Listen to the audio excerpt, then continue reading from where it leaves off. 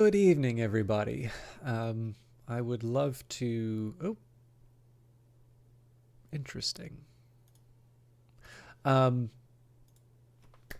I'd love to get started a little bit closer to 7 in future. So hopefully this is not going to be like Monday because it was a really rough day immediately following. But I am incredibly happy to say that we are back to Phantom Brigade. Now, this is a game that I really enjoyed both in its early access as well as after release.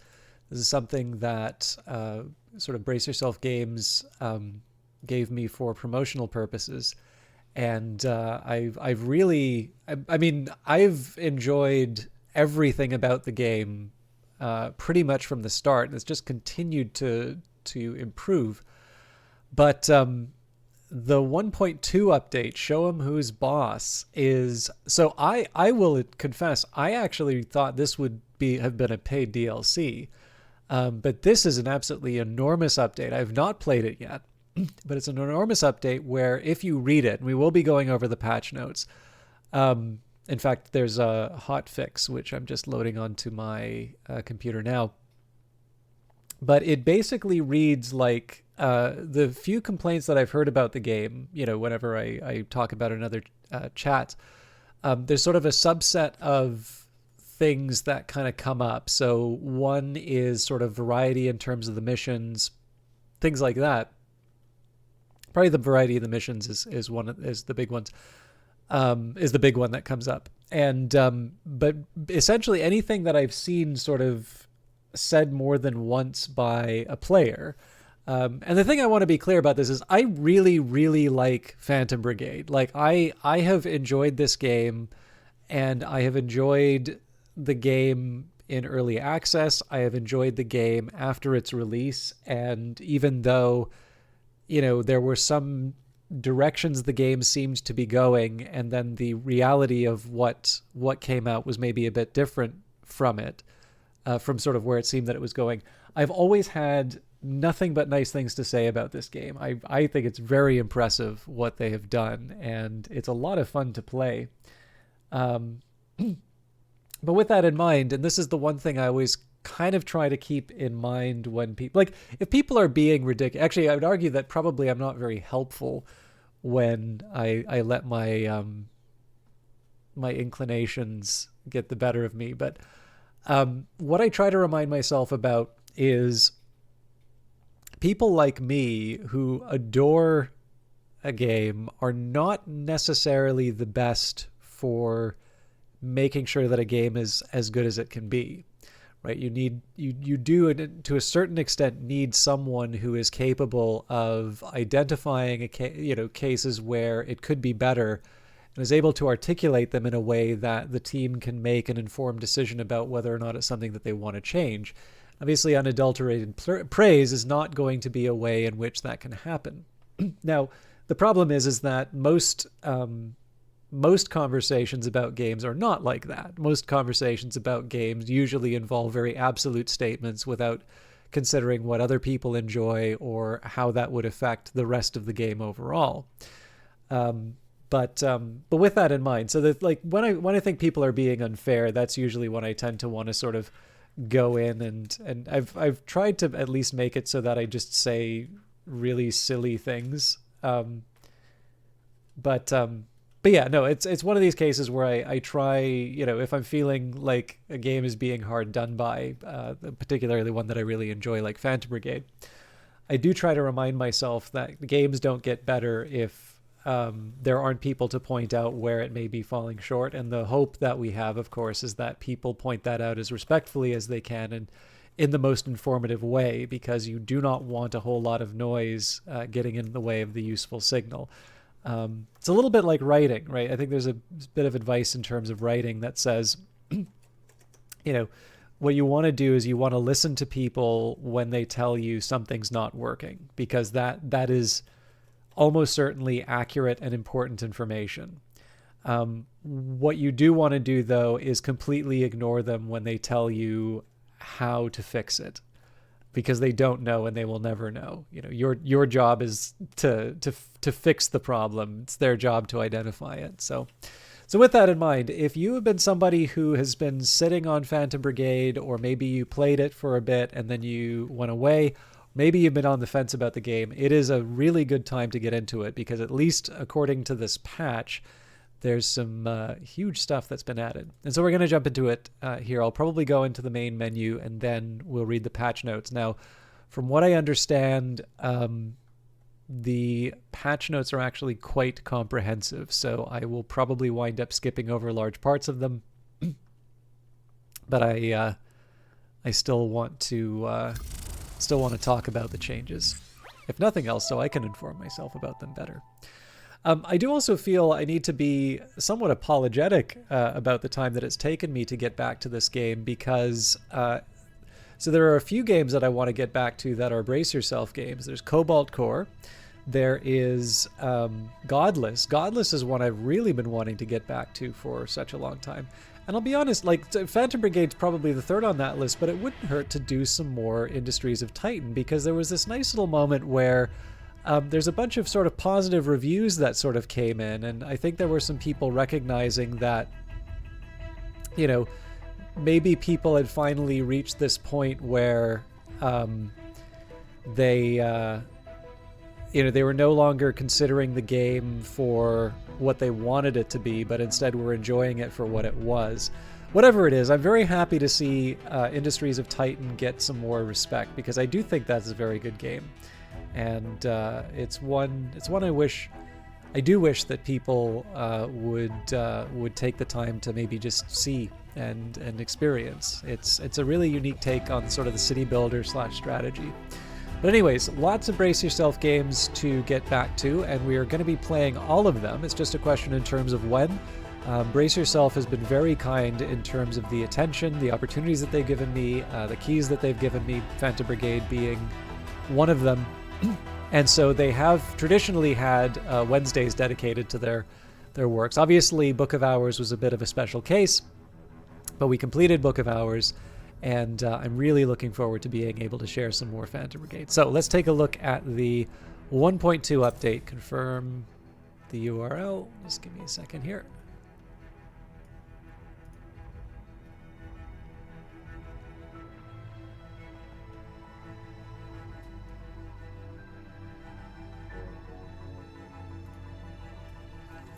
All right, update 1.2, show them who's boss. Hello, Brigadiers. I hope you're ready for what's in store in patch 1.2. We have a whole bunch of updates to show you, but the star of this update is boss battles. Take on these massive constructs to liberate a province and gain unique rewards. With this update, while older saves will continue to load, we recommend starting a new campaign to take advantage of loot offered by bosses in every province. Older saves will preserve fully liberated provinces, units, pilots, and parts, but all parts will be regenerated, potentially altering perks. All quests and base memory will also be reset. Without further ado, let's get into the details. Changes and new features. Up means a buff was applied, down means a nerf was applied, a sideways arrows means a trade-off has occurred, and the metal arm says a change was made based on community feedback. New bosses and updated contest mechanics. You now need to defeat a massive enemy boss to liberate a province. Provinces host different bosses, revealed once you deplete the enemy war score. The bosses possess unique weapons and abilities such as airstrikes, split missile barrages, and circle cover, proximity fuse cannons, and shockwaves that crash units that get too close. Mech weapons based on some of the boss armaments are available as rewards upon victory. Allied war score is slowly drained, preventing an indefinite contest state. This is a really good idea. Losing at battle sites or letting the timer run out depletes the Allied war score further. Winning at battle sites restores a small amount of the Allied score, preventing an unwinnable contest state. Battle sites no longer spawn at high Allied war scores. Provinces are contested automatically. You no longer need to press a button to stop raiding. Contesting will now happen automatically when the province escalation increases to 1. Only one province can be in a contested state at a time. Raiding is still possible, but you need to be careful about your targets. Attacking enemy convoys has a low effect on escalation, while an attack on an enemy base will provoke a more significant escalation increase. Updated contest UI will guide you through all the steps of liberating a province. Patrols and convoys will no longer get designated as priority objectives during war states, increasing the variety of designated objective encounters. Repetitive bases no longer spawn when all enemy military sites are liberated. New and changed scenario types. Convoys ambush, new, intercept enemy tanks or mechs carrying cargo before they escape to a retreat zone. Reward scale based on the number of units you intercept. Raid, change, prevent enemy aircraft from taking away the cargo. Disrupt their approach by staying close to targets. The scenario can no longer be completed by simply eliminating every guard and ignoring the objectives. That's an interesting one, because that's normally how I would beat those. So, assassination, new. Eliminate a high-ranking enemy officer, but expect complications. Targets like these might try to escape or have something up their sleeve. Patrols, mobile base defense. The mobile base gets disabled by the patrol. Defend it from waves of drones or cruise missiles while the techs work to get it back up and running for a quick escape. Elimination and Blitz, combined into one scenario group with several variations, deal with spotters guiding air support or unexpected reinforcements. Military bases, demolition, damage as many structures as possible before time runs out, avoiding constant enemy reinforcements. Settlement liberation, change, take out enemy squads while minimizing damage to civilian structures. The scenario no longer involves defending a few isolated buildings. New combat maps. New airbase map encountered with military POIs, new farm map, and 2 new natural terrain maps encountered with convoy patrol and farm POIs. 4 new boss facility maps encountered in boss fights, and some of the new maps include bodies of water for cooling down the units entering them. New weapons. A new armor set, the Hakobu, a specialized light armor preferred by the logistic corps of the invasion forces, rewarded from the higher tier objectives in the convoy ambush scenarios. New weapons rewarded after boss fights. ML-X4 Scythe, experimental missile launcher, pincer trajectory allows missiles to bypass cover. ML-X9 Hydra, experimental missile launcher, splits shortly after launch, releasing a swarm of missiles independently selecting targets. The AR-X4 Prism, experimental auto rifle. Each round packs a small amount of solid propellant, enabling a mid-flight course correction. Ooh. Quality of life improvements. New tutorial step. At the end of the tutorials, players will be shown the workshop and how to construct mech frames. Quick started games will now begin with a 3rd mech frame under construction. Added the ability to view the replay for the final turn of combat. Most of the combat UI now remains available after the final turn. Improved prediction to allow more information about moment-to-moment dangers in the upcoming turn. This includes holograms for upcoming splash damage zones, projectiles with direct flight paths, and guided projectiles with indirect flight paths. The latter get an approximate prediction focused on arrival time, not a full simulation. The prediction can be disabled in the options menu.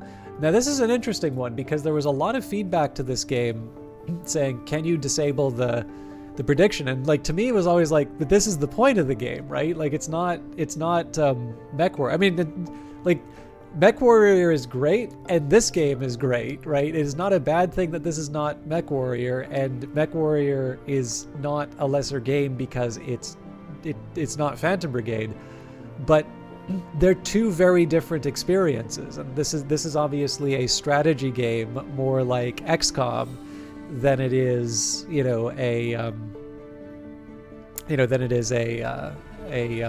kind of an action game. Although I do know that there is even for the video that I did for this, like there does seem to be a perception that this is somehow an action game, despite the fact that I think the marketing has always been very consistent on what it is. But anyways, added an event log to combat. All comms messages and unit updates are kept in the log at the top left of the screen. You can adjust which messages are displayed at any time.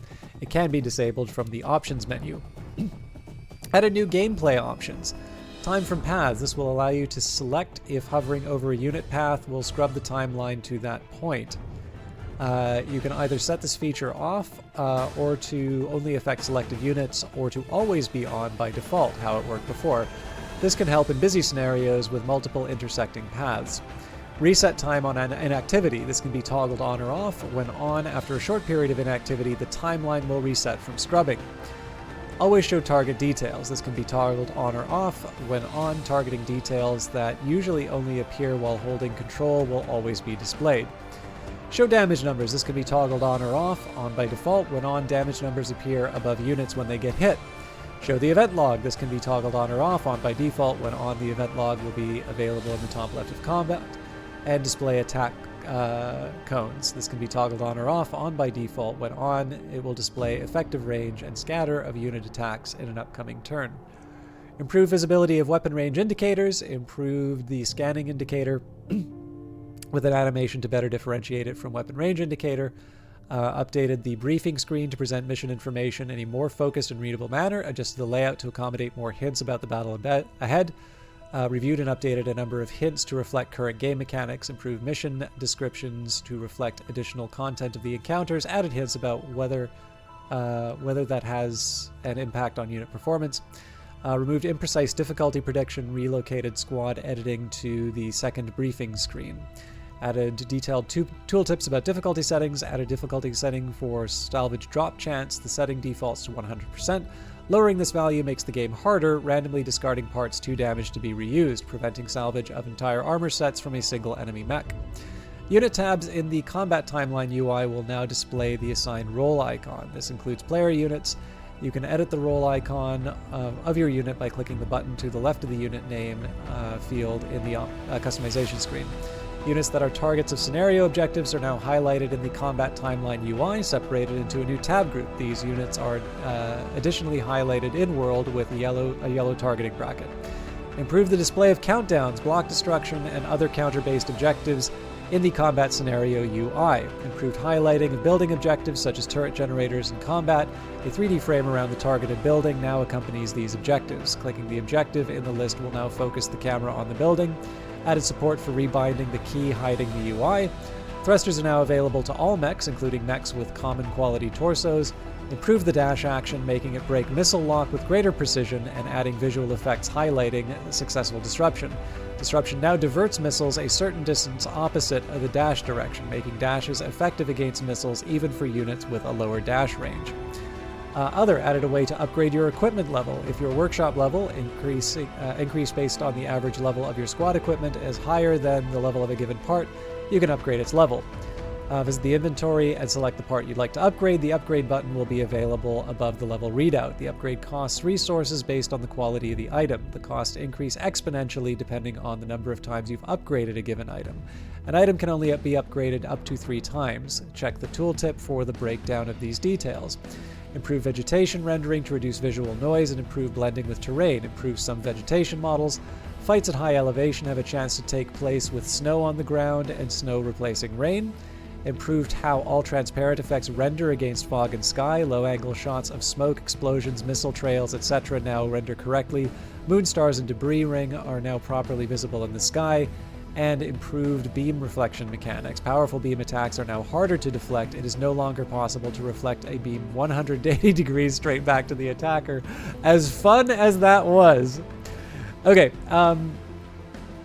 my apologies to QA. This is obviously a huge amount of work that has been kind of gone into fixing, but we are almost 20 minutes in, and I'd really like to play some Phantom Brigade. So I'm just going to take a minute here to reset the zoom on my browser. And we are going to jump in and enjoy the game. Now, I obviously had a whole bunch of saves, but honestly at this point, we're just going to say... We're just going to get rid of all of these.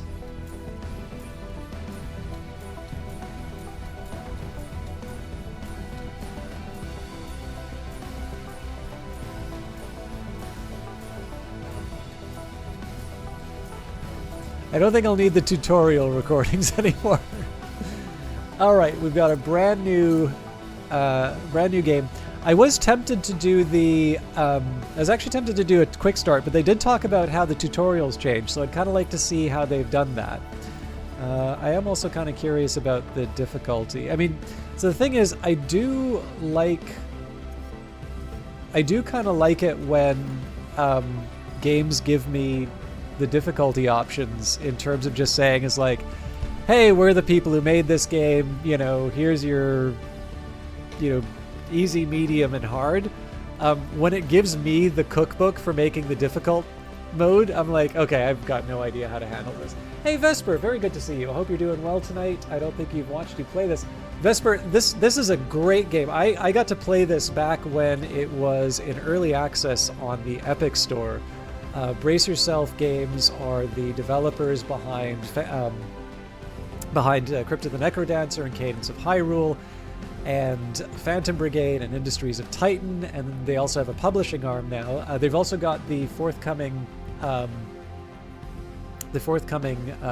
of the Necrodancer. I think that is a little bit later in terms of its release. I know they've partnered with Clay to give that a bit more time to really sing, it sounds like. But the publishing arm has been putting out some really interesting things, so I'll be playing Godless again. They also did Super Raft both together, and Cobalt Core. So it's a really strong stable of high-quality games, but Phantom Brigade actually had its origin in a company called Tetragon Works, which was acquired by Brace Yourself Games. But anyways, just a great Vancouver-based studio, a lot of really, really talented designers, ones who have been very kind in terms of keeping me in keys to play. And yeah, this is a fantastic game, Vesper. So I played this a lot, but just in order to get some other things done, I sort of moved it aside, and they had a big update. I really wanted to do the big update when it came out, but I was finishing up Book of Hours, so I'm late to it, but I am really looking forward to it. So, and Hit People Guy, hello to you as well. I'll just point out to everybody that Vesper Fortune VT is a Twitch broadcaster themselves, VTuber. Oh, I think I might have just signed myself up for a cinematic, so your shout out will need to wait.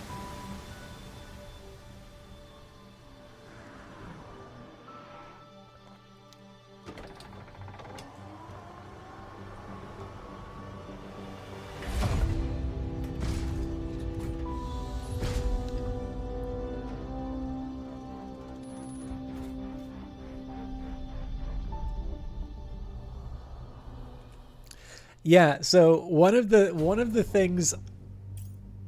Sorry to strap you in so early today, Lieutenant, but we'll have to cut our checks short.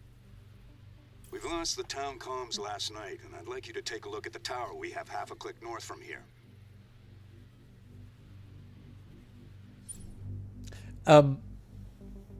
This is the cool timeline game, Hit People Guy. So the thing that you may wind up saying a lot with this game, if you've never seen it before, is screaming, an indie team made this? Because the animations are amazing. Anyways, I did just want to say Vesper Fortune is super kind in his shout outs to me. Vesper winds up giving me the kinds of he kind of talks me up in the sort of way that the only rational response is to sort of say thank you and sit down and never stream again, because I am never going to be able to live up to what he says. But I've had a lot of fun hanging out in Vesper's chat. He's been playing Persona 3 quite a bit. But honestly, whether we're doing movie nights or whether we're watching Persona, in fact, he's one of the first people I've ever seen. His is possibly my first exposure to a Persona game, if I'm not mistaken. But anyways, it's been a lot of fun to catch Vesper. I believe I can't remember if he found me or I found him, but it was definitely I believe it was a Cultist Simulator stream. Oh, and we got another chance for another shout out. We've got Oswin Meow. So I did not realize. So I won't. I won't point out the very specific one. Because there was a stream, I can't remember if it was a stream or a YouTube video I said this on, but I actually got this very nice message once upon a time. And I remember specifically saying during one of the broadcasts, whether it was a recorded or a live broadcast, that I got a message that made me feel really good. And that was a nice thing, and it was one of the reasons why I really like streaming Cultist Simulator. And what I didn't realize was that it was Oswin Meow. Now, I think a lot of you are now familiar with Oswin because of sort of their presence in chat and the really thoughtful messages that they're sending. But I feel like I should let you know that they are broadcasting now. Yeah, I've been really enjoying the Disco Elysium stream. But one of the things, there's actually a twofold reason why I want to recommend. Number one, because it's always nice to recommend things that I enjoy watching. But number two, I know a lot of people have sort of said that they want to see me do, Disco Elysium. So it's nice to be able to say, well, there's obviously interest in this, and I'm having a good time hanging out in Oswin Meow's chat. So that's a couple of very good reasons. But I think both in the case of Vesper and Oswin Meow, it's it's one thing for me to talk about them, but honestly, they're also a couple of people who, just by the way they talk, you can kind of get an idea of who they are, and that usually is a much better sort of sales pitch than what I can say. So. In any case, two people who I have tremendously enjoyed interacting with, whether it's in their broadcast, whether it's in messages, whatever the case may be. I've had a lot of fun in my interactions. And Cured, very good to see you. Stuck in work, so you can't stick around. I completely understand. I always appreciate you hanging out. For whatever time you do get to spend with us, you get to watch a really great mech game with a big update. So. All right, camera. Before moving out, try adjusting the camera view, WASD, rotate with Q and E, tilt the camera with R and F, or move it while holding the third mouse button.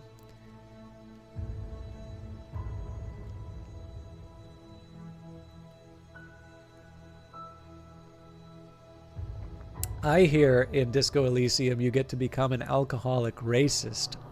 So it really speaks to my personal qualities. I'm kidding. No, as the little bit that I have played, I quite liked, but Oswin has gone farther than I have in the game. So I've been very interested in the playthrough. So, all right, information about the selected unit will be displayed in the left-hand corner. Left-click the unit to open the action list. Left-click the run action. Left-click the world to confirm your movement. Click this button to execute the plan. Hey, Lieutenant. They're still installing the prototype in my rig, so don't hog all the action till I catch up. Yes, it's not the most exciting test run of our new tech, but we've got people here counting on us, so let's move out. Whoa, what happened here? Probably just some damn rowdy civilians. HQ, this is Special Field Ops Team Bravo requesting immediate repair detail, over. This is HQ. Negative, Commander. Repair detail busy until further notice. Stand by. What could they be busy with? Well, let's see if we can't do a little more recon. Boot up that shiny new device Ops installed in your rig and we'll see what she's made of.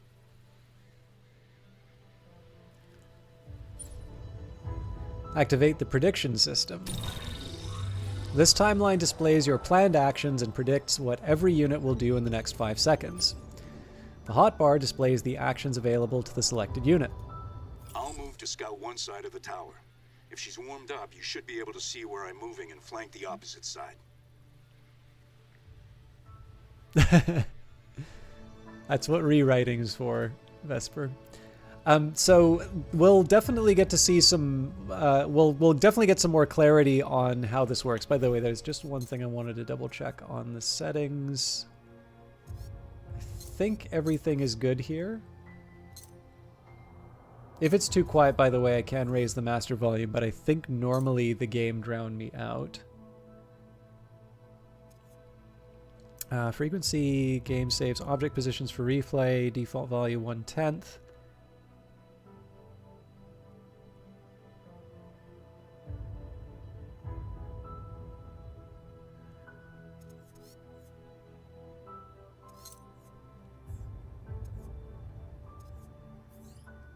I don't want to mess too much with the recording frequency. I almost always play this in slow motion anyway. But.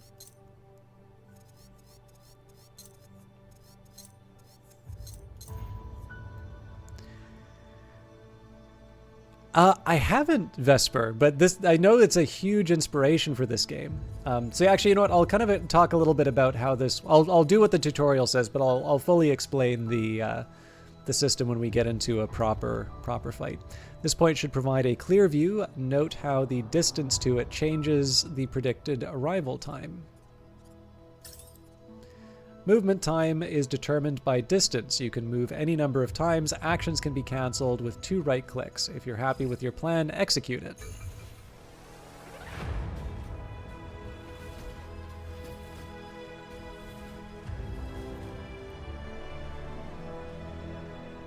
An unmarked tank. And no transponder. What the hell? Is this some surprise war games maneuver? HQ, we have an unmarked non-cooperative tank at location 2SBR15. Confirm intent, over. HQ, confirm, over. Lieutenant, I'm getting a heat signature from the tank's power core. Check your prototype. If that tank even twitches, cripple it.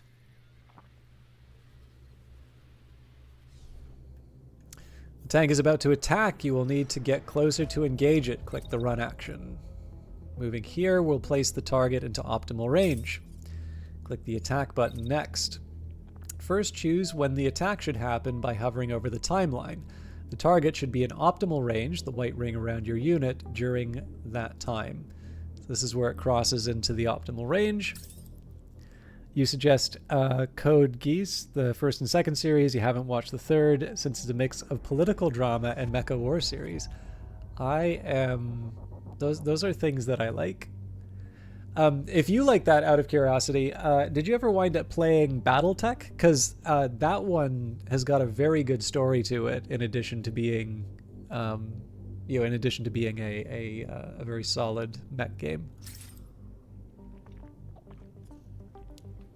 You can drag the movements and attacks on the timeline to adjust the time and place of every step. More than one attack can be planned. Try creating another attack.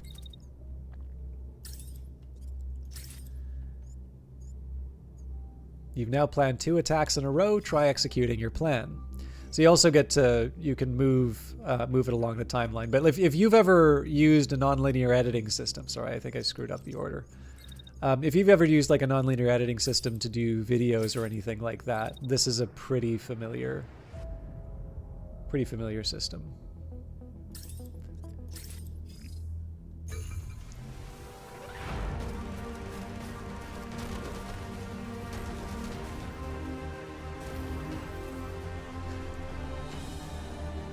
Incidentally, Good read on the tank. I'm hit, but just a scratch. What? I'm picking up multiple targets from the north.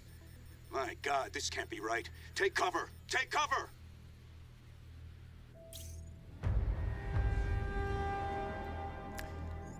there's a song that plays when the tank is going by, which I really liked, and I know they used it in some trailers, but I don't think it ever actually wound up in the final game. This is no war game. Commander, multiple contacts This just song. appeared on our forward slope. Weapons ready. Treat us hostile. This is not a drill. Intercept and protect the town. We're on our way. Roger, heading out. HQ, come in. HQ, do you read? Pinned down by 2 treads. Returning fire.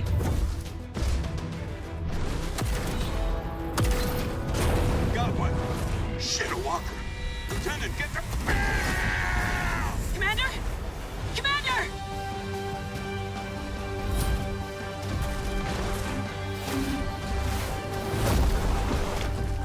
Taking defensive position. The commander's down, but we have to focus. We have citizens to protect. I have not played any There's of a walker those and multiple Vesper. treads on approach. Remember, if things go to hell, set self-destruct and punch out, so they can't salvage our prototype. Whatever happens, let's meet at evac point R09. But you're giving me a big list of things to try now. Protect the town. Enemy forces are attacking the town. Eliminate them using the 3 units at your disposal. All right, so if it's not clear from the context on this, can't have those cute houses be damaged. I mean, they've been keeping their lawns so well maintained. You can't have a tank running over that. Okay, so if it's not clear from the context, basically this game you are playing. So this takes place on a sort of an alternate history Earth. The opening here is the start of an invasion that this game is not the sort of game you need to really worry about plot spoilers for. There is a story. There's some writing behind it. There's actually some nice writing behind it. But this is the start of an invasion that we will ultimately lose, that the country is overrun, and that we will ultimately form sort of this insurgency against the occupation forces. You can definitely compare it to something like XCOM 2, where you have this mobile base and you are acting as sort of this guerrilla force. But the one edge that you have over the invasion forces is the prototype that they're referring to. So this is sort of an AI that allows you to determine with certainty the enemy actions 5 seconds into the future.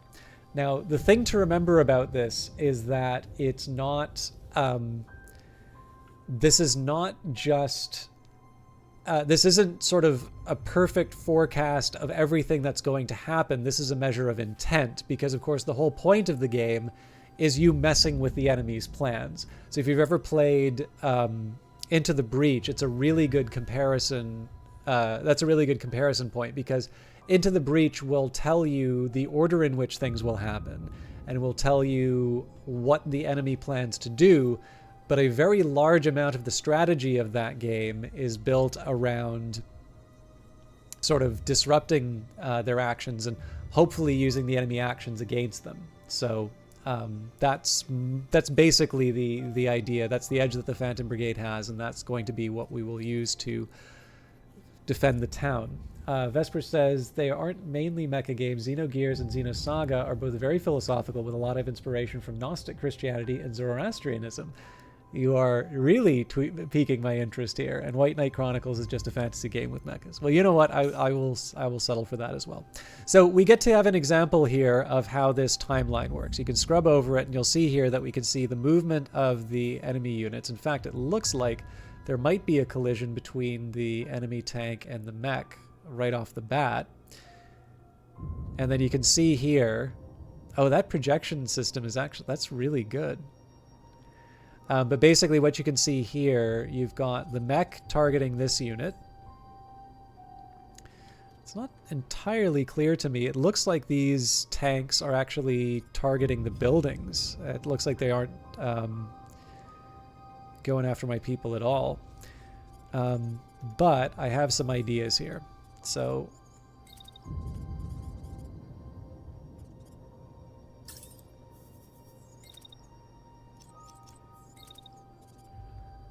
I want to try and get a little bit of distance, but basically I want the majority of this turn to be letting her rip on the enemy mech. Now, if I can stop the damage to the buildings, that's best. In fact, I'm already kind of creating a problem for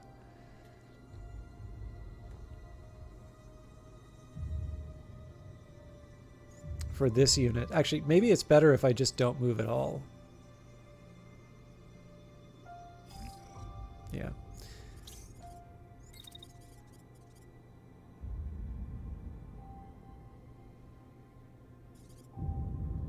Okay, so I've made a bit of a problem for myself in the sense that I can't really cross the streams.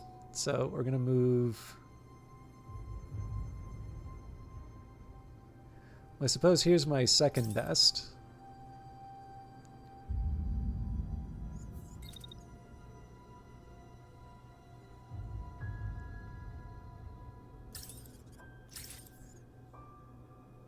Can throw up the shield and protect the buildings. And then I'm going to run along the back.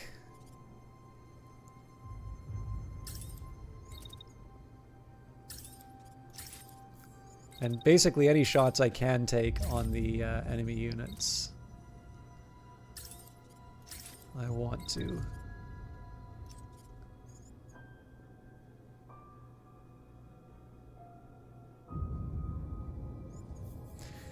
All right, not my ideal turn by any stretch of the imagination, but we'll see how it works. Oh, it's a good one. So what I'm gonna do for the start, we're gonna just see how this turn works in real time.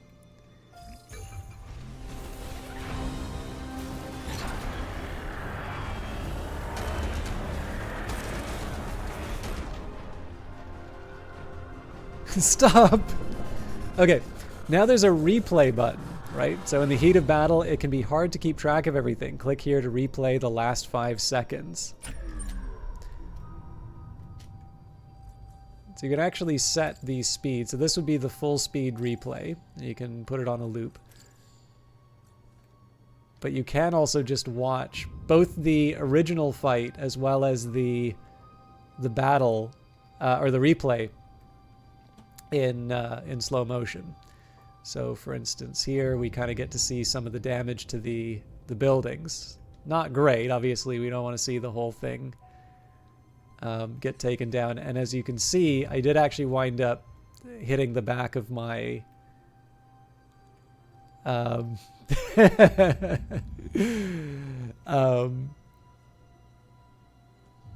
it's not my face, but yeah. So I believe if you have a controller, you can actually use the joysticks, like just in the front bit. You can use those to get some really nice smooth camera motions. I've unhooked my controller, so I can't do that right now. But there's absolutely there's a whole part of this, in my opinion, that is all about just figuring out the awesome camera angles that you can do. But we definitely want to protect the homeland. So I'm gonna do, first of all, I'm gonna do something that is just straight up cool.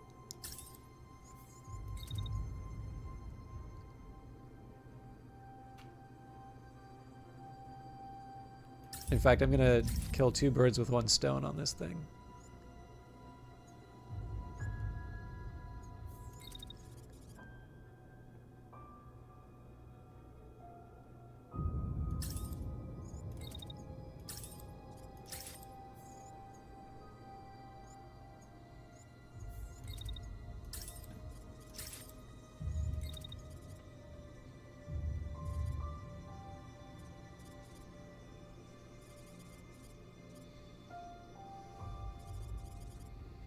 I think this is as good as I can hope. This is a bit of a weird turn for this one, but we'll see if we can make it work. So basically, I'm going to smash into this with my shield while defending against these 2 attacking this unit. I'm going to turn around and blast this with a shotgun and then protect myself from this one on the sort of at the edge. Now, I can get my allies to help me out too.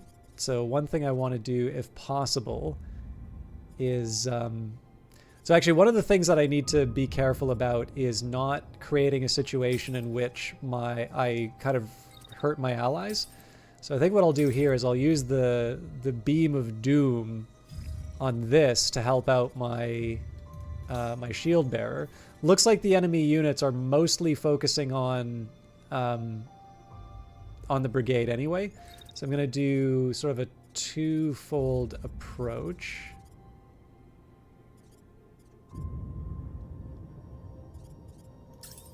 Okay, so they already want to fight.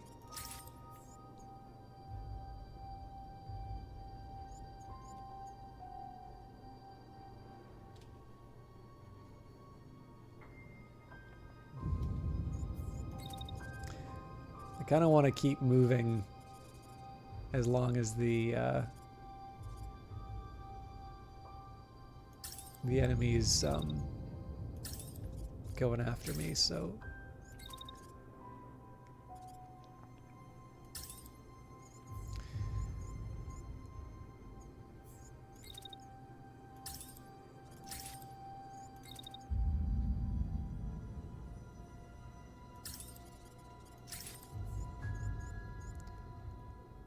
I think I might actually be attacking every single unit on the board Not quite with this unit, but it feels like it. Anyways, we're going to watch this turn in full slow motion, specifically so we can see what the shield bearer does.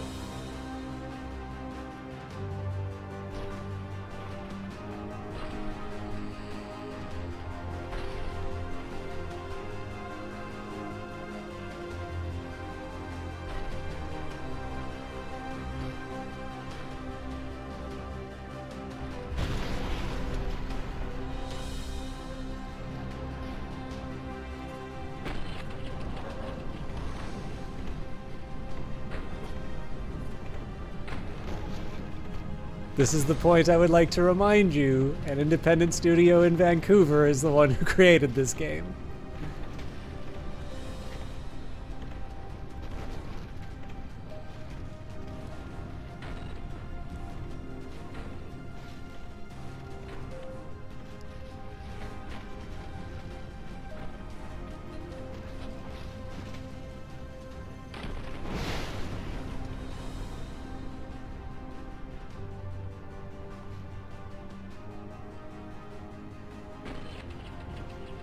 So I think I just moved it from the angle as soon as as soon as he said that, Oswin. So there's basically three tanks we need to deal with, but obviously you want to get the nice dramatic shots.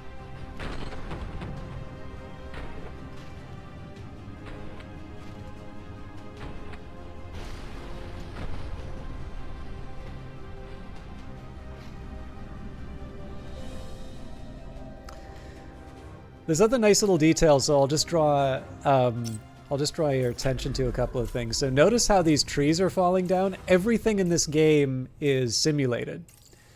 So these trees that you see falling are a direct response to actions that have happened in the game, right? So you can just see how this mech knocks over the tree.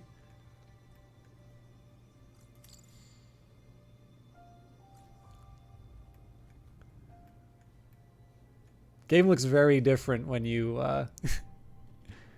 when you go for full speed. But obviously, for those of you that like doing sort of game-focused videos, right? It's first of all, there's great soundtrack. This is by he has a PhD, so I always like to call him Herr von Dr. von Koenig. But no, Riley Koenig is the very talented musician behind this, and he, I believe, originally wanted to get into film composition, and you can kind of tell through this game's soundtrack because it is definitely a very cinematic score, and this is, I think, actually quite true for a number of the other works that he's done as well. But I really do feel that Phantom Brigade highlights a lot of his talents. I mean, the same could be said for just about everybody who was on this game, really. But yeah, in this case, I definitely feel that the very big soundtrack is appropriate for the subject. Okay.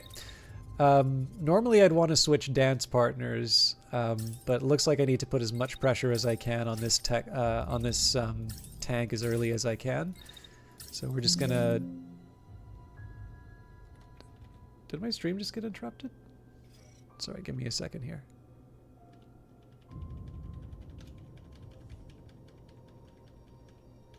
Doesn't look like it. There's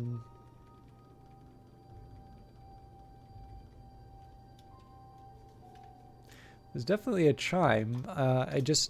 Normally that means that there's a disconnection, but anyways. Also, hello, Rawmonger. But yeah, so what I'm going to do here is I'm going to put as much pressure as I can on this tank. In fact, I don't seem to have heat at all, so we're just going to let her rip. And then in the meantime... Now, you could be forgiven for thinking that the mechs are immortal in this game. They are in fact anything but. So you can notice here that the shield has taken a beating, which is kind of what shields are intended to do. But you can definitely see that there's sort of been a strategy of relying on this shield to make sure that the damage to the city is as little as possible. Okay, cool. As long as it's an uninterrupted experience of mech combat, I won't inquire too closely. Anyway, let's... I don't know if I have a good angle for this, but get a nice little foreground element.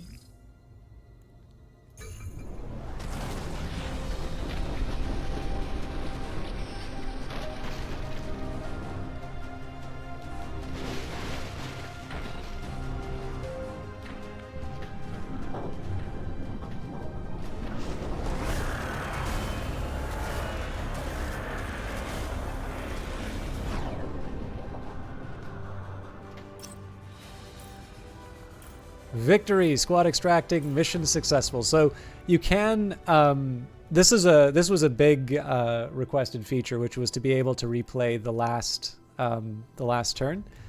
But for those of you who would like to know, Nikita Cotter is the person who planted each individual tree on all of the maps. One of the many significant contributions. Is there a ring system in the sky, or you just dreamed that? What do you mean ring system in the sky? Because there was a mention of that in... there was mention of that in the patch notes, but I wasn't quite able to... I'm not quite sure what you mean by that.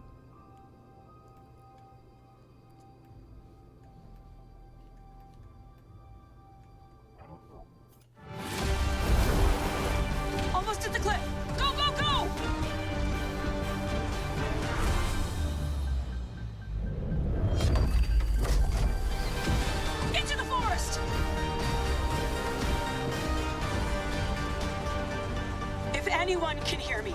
We have people counting on us to retake what they've taken from us. Even if we are the last ones left.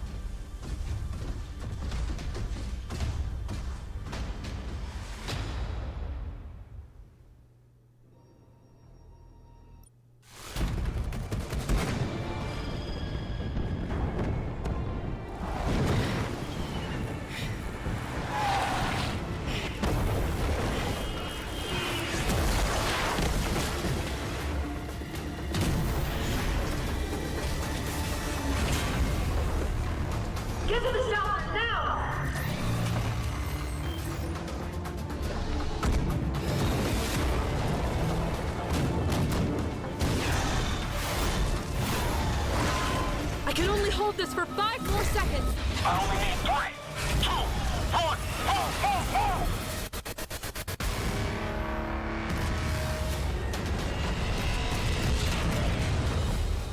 move! All local time threads are converging. There's nothing more we can do here. Is it finally time for some shut-eye? No. Not today.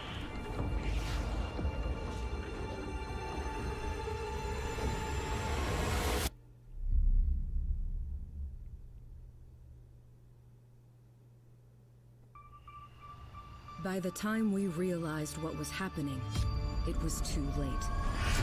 We were at war. The border towns and cities were hit first, communications cut, and residents chased from their homes. In their place, they erected military outposts that still watch us to this day. We fought back, and for a while, we even held down the capital. But we were outmaneuvered and outnumbered, outgunned. Eventually, those of us who didn't surrender had to escape. For years, the government has operated in exile, Along with the Home Guard, the remaining remnants of our country's military, they have been fighting tirelessly against impossible odds. But they can't do it alone. We answer to no one, nothing but the call. And now, after years of training, preparing, waiting, the Phantom Brigade is coming home. It's interesting. That's a new cinematic that they have.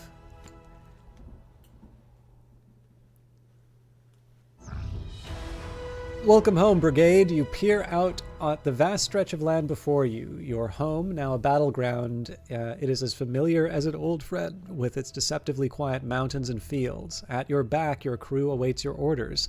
You need supplies, parts, and a place to hunker down. A pilot points to a spot on the map directly ahead of you, Felheim Base, which once belonged to the homeland in the days before the war. It will belong to you again. All right, so same rules apply in terms of cameras and such for the overworld. Objectives and background activities are displayed here. Click for additional information. Pause or speed up world time, space to pause or unpause, 1, 2, or 3 to adjust speed. I'm quite familiar with the game, so I wanted to... I just kind of want to get through this, but if anybody has any questions, definitely feel free to hold me up. And I'll go into more detail. And to answer your question, Vesper, so I haven't played Final Fantasy VIII, so I can't say, but so here's one thing to remember, that the cinematic that you saw referring to the time threads, I believe is one of the first pieces of advertising for at least for me, it was one of the first pieces of advertising. I don't know if it was one of the first pieces of advertising for the game, full stop. And I do know that the game had a long development period. And obviously this sort of stuff can change. So in this case here, I don't know if the technology that allows the Phantom Brigade to sort of work with these precise forecasts. I don't know if there is this idea of different time threads converging. Actually, we kind of seem to be, it's almost as dealing with the histories in Book of Hours again too. But I've always taken it as being that there's a technology which is getting a read on the situation, that it is able to calculate with certainty what is going to happen 5 minutes in the future, and it doesn't require it's not relying on some kind of split. It's not primer, basically. It's not relying on any kind of time travel technology, or it's not relying on sort of knowledge of differing time threads, although maybe that'll be something that comes up. It's obviously Brace Yourself's game to move where they want in terms of the story. I've always just taken it as being an increasingly precise reading of the situation. The Freefalls, how you doing? This kind of throws away your headcanon of this game being in Saskatchewan. No, it is not. It is not that. I believe it is on. I do believe it is an alternate history on Earth, but I think this would be more closer to Europe, I think. Again, I am not too up to date on the setting for Phantom Brigade, so I would not be the one to say anything for sure. But yeah, no, so I guess the best way I could explain, so I always wind up relying on these financial examples, but some of you may have heard of sort of quant funds. So the best example of this would be a guy named James Simons, or possibly Simmons. He's the founder of Renaissance Technologies.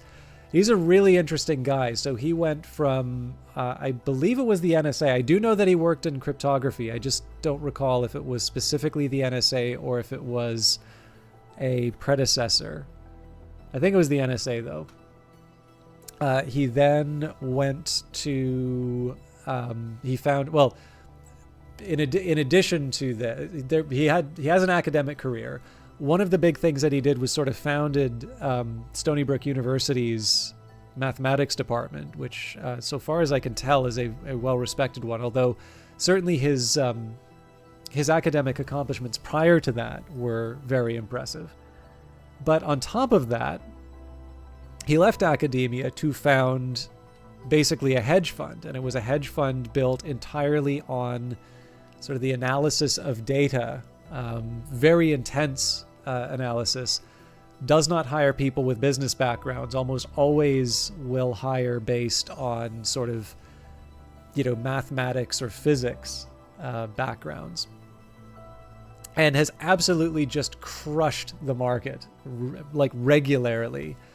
I know the firm was probably a bit better known because it was one where Robert Mercer, he was a major figure in that. So after he worked at IBM, he came to Renaissance Technologies and brought a lot of the knowledge that he had in terms of what we would now call artificial intelligence to it. And Mercer eventually became a major Republican donor. Simmons, incidentally, is a major Democratic donor, but Robert Mercer definitely took on a bit of a definitely is somebody, like, his political work was a major point of contention. I even believe at Renaissance, because he was, affiliated with a president who I think most people would be happy if I just didn't talk about beyond this. But yeah, in any case, Renaissance is not the only example of it. In fact, there's a rather good book by Ed Thorpe called A Man for All Markets, and you can get a very similar idea from him as well. And then there is a book by Scott Patterson called The Quants. And then these would be, Citadel, I think, would be an example of this. I think AQR does this as well.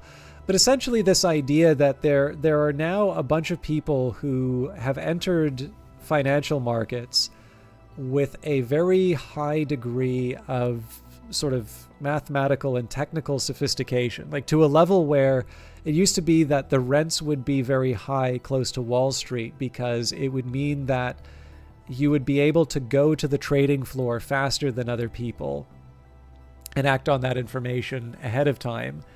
And that essentially this kind of trading has now resulted in situations where, again, the real estate close to the exchanges is quite expensive, because all of these different financial managers are competing with each other. And because there's only so fast, you can only make the algorithm so fast, there's only so much of an edge that you can get through your technical sophistication. They're at a point now where they're trying to shorten the distance, the physical distance, between their trading machines and the exchanges that they'll operate on, because that is kind of the last frontier on which they can sort of get an edge. So it's weird how this stuff kind of goes full circle. But the reason why I'm rambling about this stuff, it just happens to be the best example that I can get of something where people once upon a time might have thought of this as being one of those, it's too volatile, it can't be predicted, it can't, you can't ever get a, hey, Dendrian, good to see you again. Yeah, Dendrian, for those of you who don't know, also a broadcaster, playing Marvel Midnight Sun, I believe. But Dendrian actually works in financial markets, and so has a better grasp on this than I ever will. But the reason why I like to use this as an example is that the stock market is one of these perfect examples of how, if you have some kind of advantage or edge, you can exploit that in a very direct way that will enrich you. And I think a lot of people look like, usually when you see people with good records, these are people who are doing, better than 50-50, but they're not constantly getting it right all the time, right? What they're doing is kind of like insurance, where you can't predict the individual outcome, right? So, in fact, this is one of the way that Islamic finance sometimes allows for insurance, because there is a bit of a dispute in terms of whether or not that is acceptable. Some people will say that that is essentially gambling and is forbidden, whereas other people would say that it is, that the underlying sort of principle behind insurance is that, well, you cannot, place a bet on an individual, as in this one person is gonna, have an accident, and this single person here, I can say with certainty, is going to. But you can say in large numbers that there are tendencies in the population which have been observed and can be accounted for. And again, the whole premise of insurance is that you can measure this accurately, but you in large numbers, but you can't measure this accurately for individuals. And essentially, that is how at least some people in terms of Islamic finance would say. For those of you that are like, the problem that a lot of Islamic finance runs into is, number one, the idea that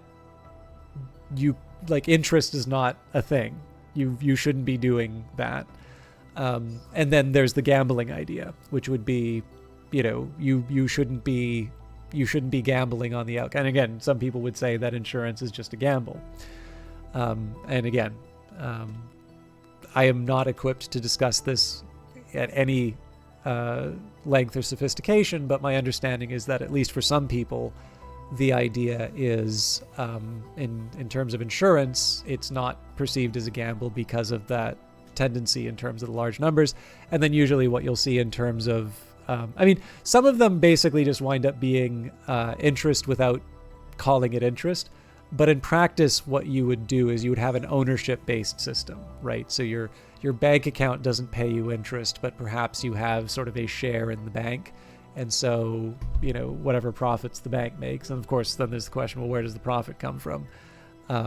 But in that case, you would be paid out of it. There is actually a way that you could basically make a financial system that has no bankruptcy, right? If you don't allow banks to borrow money, then they can't be in a situation where they, where they don't have the money to repay.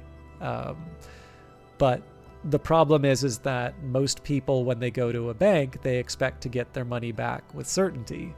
And usually they want to be compensated for keeping the money there.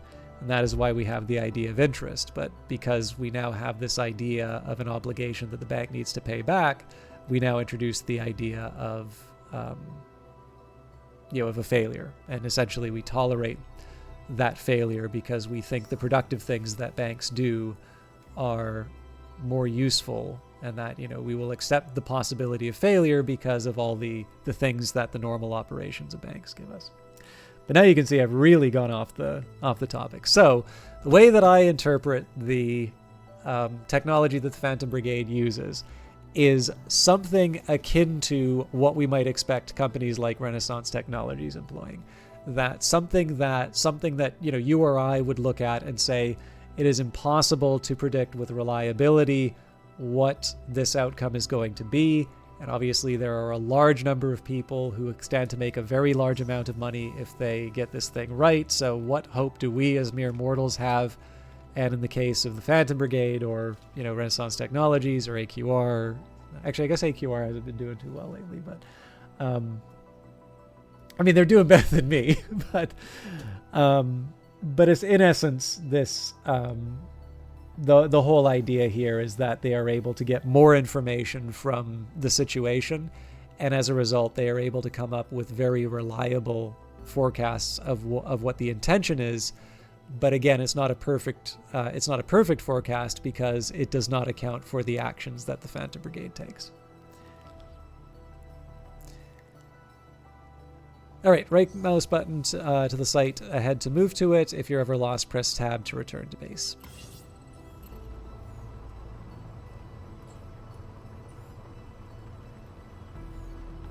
I always thought this was kind of funny because this doesn't really seem to be all that detailed in terms of the animation, but this is only true for a couple of seconds.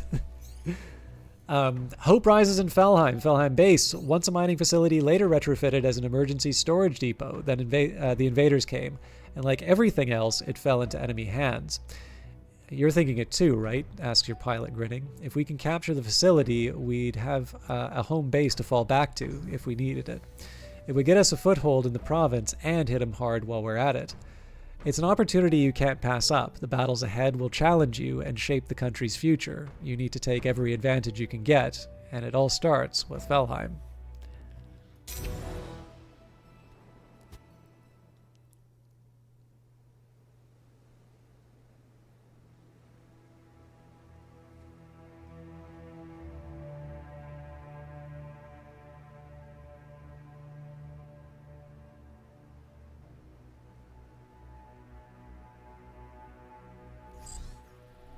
Is that an intact crawler? I think we struck gold here. Finally, a way to repair and refit these rusty mechs. Can't wait to take it for a spin. Bravo 1, we're seeing 2 mechs approaching from the west, requesting immediate support. I'm getting a negative response on my IFF. Treat these walkers as hostile. Reinforcements. More enemies are coming. Use cover to avoid damage and eliminate enemies quickly to keep things under control. Use the corner to track objectives, turns remaining, and enemy reinforcements and other mission information. So, mission status, recapture Felheim to establish a foothold in this province, eliminate guards, kill all hostile units, and reinforcements arrive in 2 turns. Take out the enemy units quickly before reinforcements arrive. Okay, so we've got a couple of tanks to work against here. You can scrub the timeline just to see where everything's going. This kind of complicates things because we've got kind of 2 tanks firing on my units. Like they're almost parallel lines.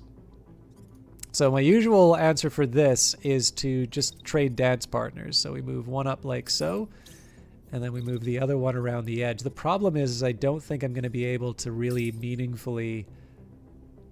Yeah, the only thing I'm going to succeed in doing is smashing into my ally.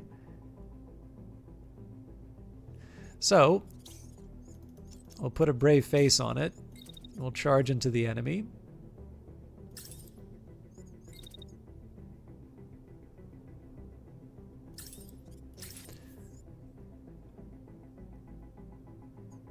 Oh, perfect. So I don't expect that that's actually going to... Okay. Make this work a little bit better. Attacks generate heat. Keep an eye on the timeline and the heat indicators. Space attacks to let the heat dissipate and avoid damage. So the reason I changed it around is mostly because this shotgunner can't... this shotgunner can't make that much distance. And in this case, even just moving was enough to cause this enemy unit to fire into the side of the building. So we'll be able to get our revenge with a shotgun. Now, the harder part is going to be keeping my assault rifle unit safe. I think I'm probably just going to have to accept a bit of damage here.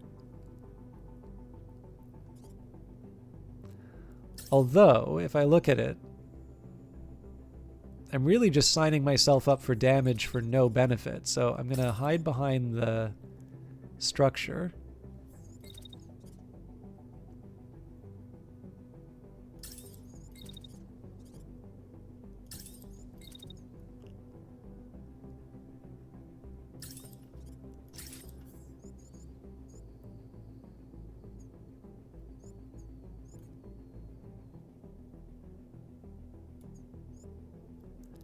I'm not expecting miracles out of this thing, but I figure I'll at least get a little bit of damage in.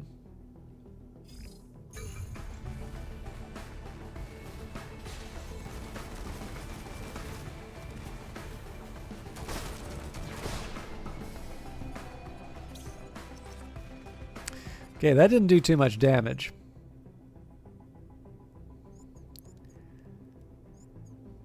So my best option here... Okay, that's going to overheat me. So I'm curious if I can get to cover before... Not really. But I can also protect myself from the worst of it.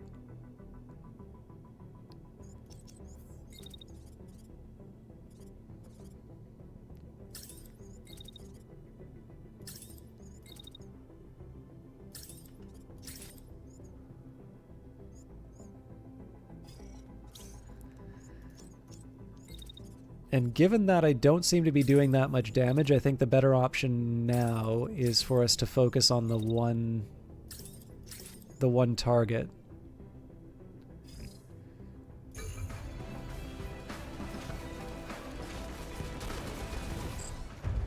Engaging. Let's deal with them and report to command. There's been no activity here for a while. I have no idea who these walkers are. So now we need to deal with a mech on the field. Looks like they're going to be focusing on my on the assault rifle, but it's going to be while the tank is looking at the tank is focusing on my ally. Yeah, so this mech is going to be focusing on basically the side of the building. I'll let the assault rifle do the talking. And I actually don't mind staying put here.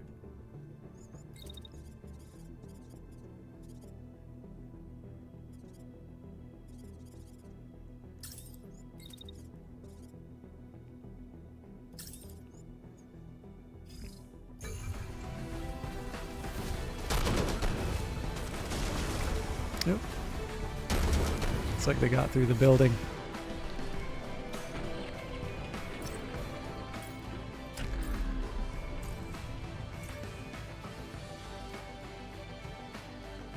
So yes, I do mean it when I say everything in this is simulated.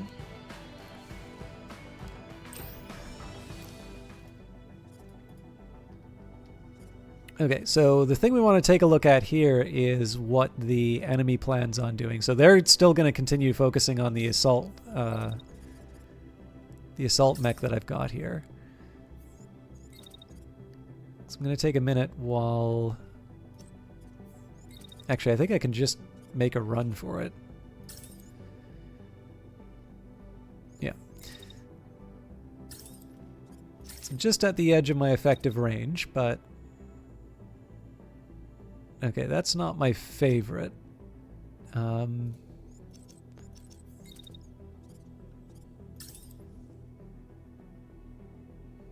think I'm just going to have to learn to live with that, though, so...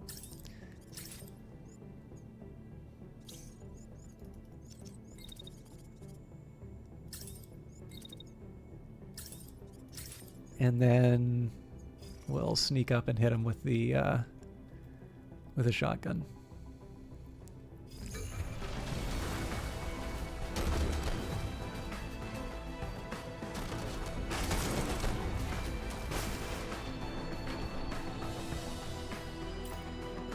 So if they go after my shotgunner, which looks like they are, that's what the shield is for.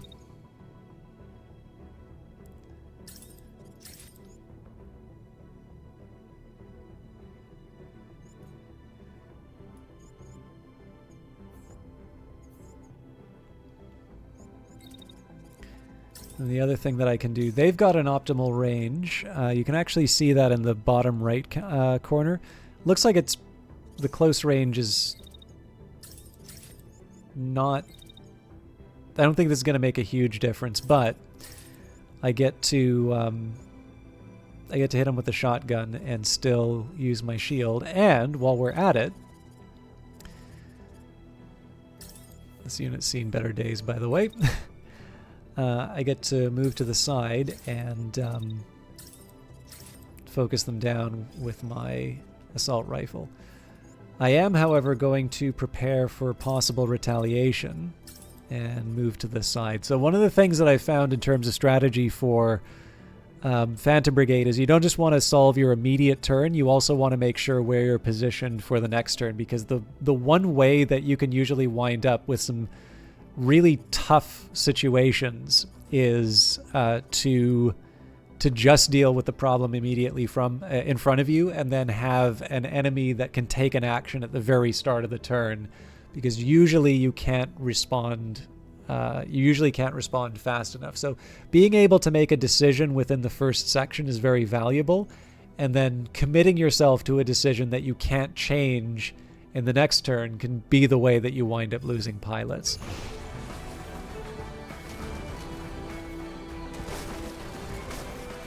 Yep, not enough to finish the... Okay, well, we took out their legs. And looks like they still want to... Looks like they still want to fight, so...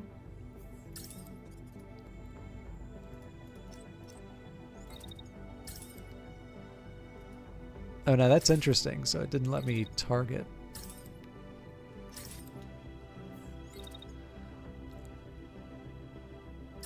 So they are going to want to hit me at the end.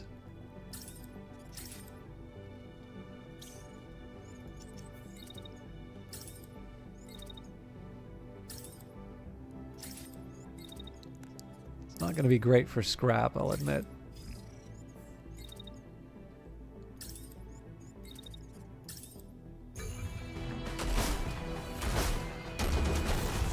There we go.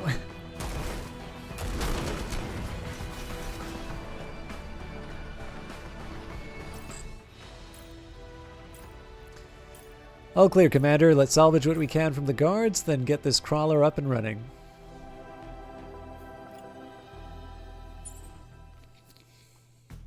After combat, the engineering crew has the chance to conduct a salvage operation.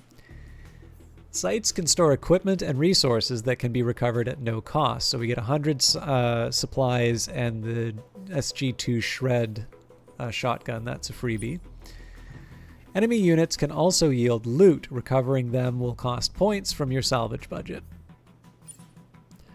This weapon is worth recovering. Left-click here to take it. Recovering parts will use up your salvage budget, with destroyed parts costing more to recover, but not everything is worth recovering. A lower cost option is to scrap a part for resources instead.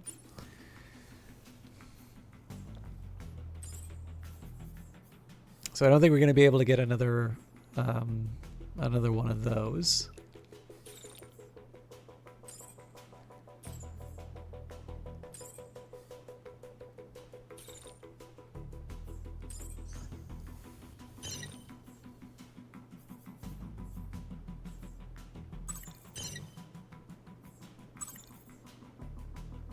Yeah, I'll settle for that. Starting salvage. Base of operations. The crew discovers an enormous, heavily fortified vehicle in the base. Inside, there's ample space to accommodate pilots and crew, complete with a bay to house mechs. It's creaky from disuse, but still otherwise intact. You run your hand along its the surface of its enormous tire treads, and at your side, an engineer breathes in awe. Never thought I'd see one of these in person. What a find! With this mobile base, you'll be able to take the fight out onto the road, striking the enemy when they don't expect it, and even outfitting your mechs out in the field. This will take your campaign a long, long way. Mech customization is now available. Click the unit screen to begin. This is the mobile base unit screen. Here you can inspect every mech in your roster. Click this button to edit the selected unit. You can also double-click or long-press a unit on the list to do the same. This was the vehicle on the battle map, yes. This is the editing screen. You can inspect and swap out individual parts equipped by a unit. We picked up new primary weapons after the fight. Navigate to the primary weapon slot to inspect and install one. This is the currently equipped weapon. You can hover over elements in this window to see the detailed explanations.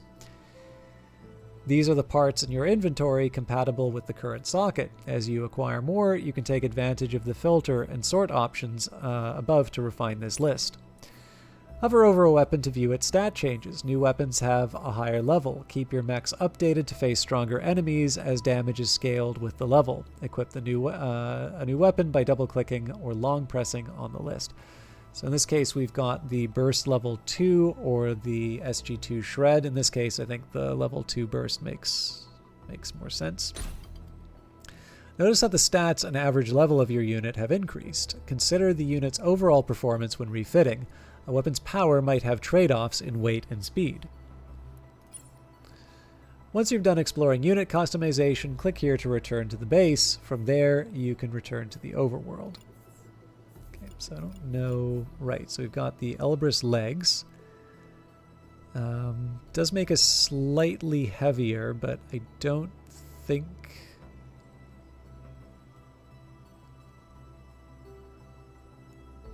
I think that's too much of a problem. Oh no, it's the same weight. For some reason we move faster though.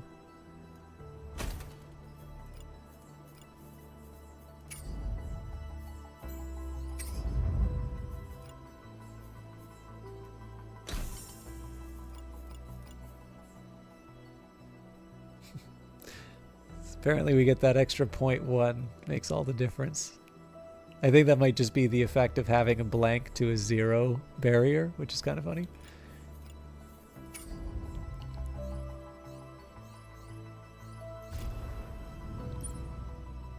Okay, I'm definitely going to do more of the game. We have about 90 minutes left together, but I need to take a small break. One, because I'm feeling a little woozy, and second, because I would like to refill my tea. So I'm going to take a little bit of a break, just enough to sort of stretch and let the kettle boil and things like that. If you have been here since the start, or if you're just feeling tired yourself, or maybe you just don't want to watch ads, whatever the case may be, I encourage you to take a small break yourself. I'll try not to make it too long because I am really looking forward to getting to the campaign map, and especially to see the bosses, which are the big headline feature of the game. But for those of you who haven't seen Phantom Brigade before, I hope this has at least caught your attention. I do know when I try to explain the game and when I talk over it, it takes me a long time to go through the opening phases. But this is definitely a very cool game, which once you get a big squad together, you get to see these really impressive battles play out. So I hope you do stick around once I finish my break. But anyways, I can't finish the break if I don't start it, so I will see you all in a little bit.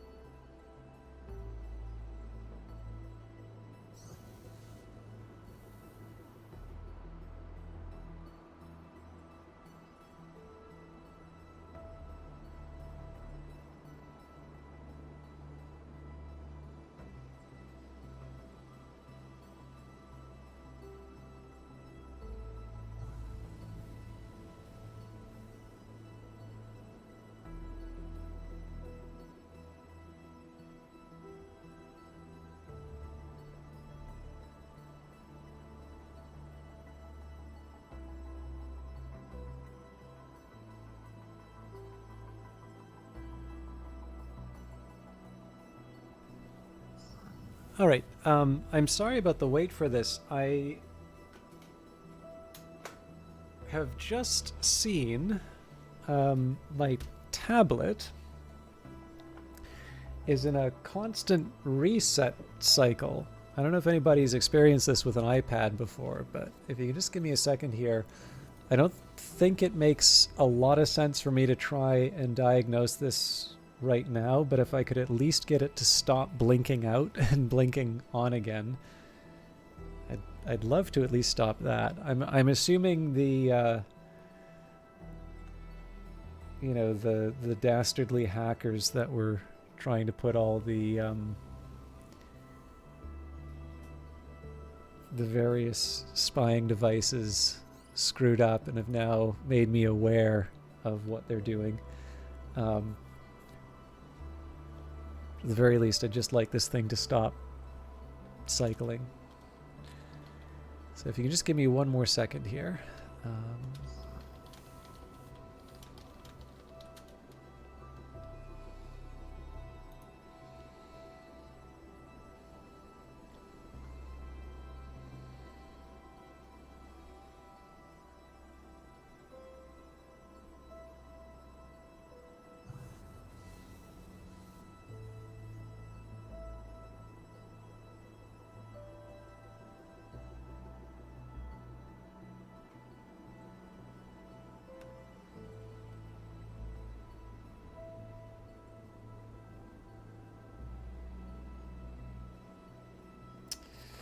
Well, that's no good.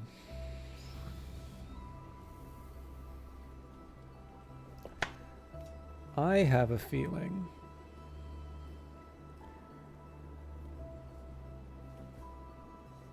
that this may not be recoverable. Anyways, I'll maybe try putting that on a charge and seeing what I can do. Okay.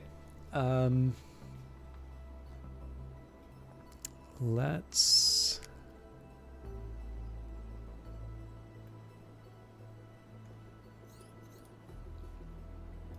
There we go. Game's back up. But not my sign.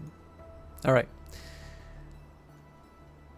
Now I think I have to unpause the game to get the next story event. Yep. Where there's need. Incoming message from Home Guard, boss. A pilot calls to you, already breathless with the news. They've intercepted a call from civilians seeking aid, and we can get in there faster than the army. Further details reveal that enemy troops commandeered a nearby village and availed themselves of the area's resources. One brave villager finally managed to get a hold of a radio and sent a message. She's heard enemy soldiers muttering about guerrilla fighters in the area and took her chance. We've got to help them before things get worse, says the pilot. The pilot is right, there is only one option. So I did make the comparison with XCOM 2 earlier. That's kind of the way to think about this strategic layer. The idea here is that you're not playing a full strategy game, you know, like a Stellaris, let's say, where you sort of have a full, you know, nation, or, well, empire, I guess, in the case of Stellaris. You don't have sort of the full resources of a nation to bring to bear on the enemy. You are trying to pick specific targets. And in this case here, the tutorial will give us individual places to go. But the idea here is that if you are not careful, then potentially you get overwhelmed by the enemy and you're forced to take a fight that you would rather avoid. All right, we can't go in there guns blazing as usual, a pilot says to another. This isn't a base or a battlefield. These are people's homes. That brings up a list of things to contend with. It doesn't matter if you liberate the civilians if they have nowhere to live after the smoke clears. Now comes the test of all your strategizing and training. Suit up, make battle preparations with your squad. The mobile base can scan the site in advance. You can customize your squad before the battle based on the available intel. Carefully check the mission description and enemy numbers and other intel before proceeding. The holo table lets you preview the terrain, unit positions, and key locations. The second page of the debriefing lets you see how many units can be deployed and decide which mechs and pilots to send out. You are free to customize your units as you see fit before deploying. Click deploy when you are ready to proceed. So we've kind of already decided, like in this case, it's just make the mechs better is the real thing that I want to work with here. I am kind of interested in this new sort of mission description. So take back the settlement occupied by the invasion forces and avoid damage to civilian structures. Okay, so on-site contacts, enemy squads already present in the combat area, prepare for immediate engagement. One dropship contact, incoming enemy dropships detected, keep an eye to the sky and expect reinforcements to land shortly. And a watchtower. The garrison relies on a watchtower to detect resistance forces. Destroy it to prevent the enemy from getting reinforcements.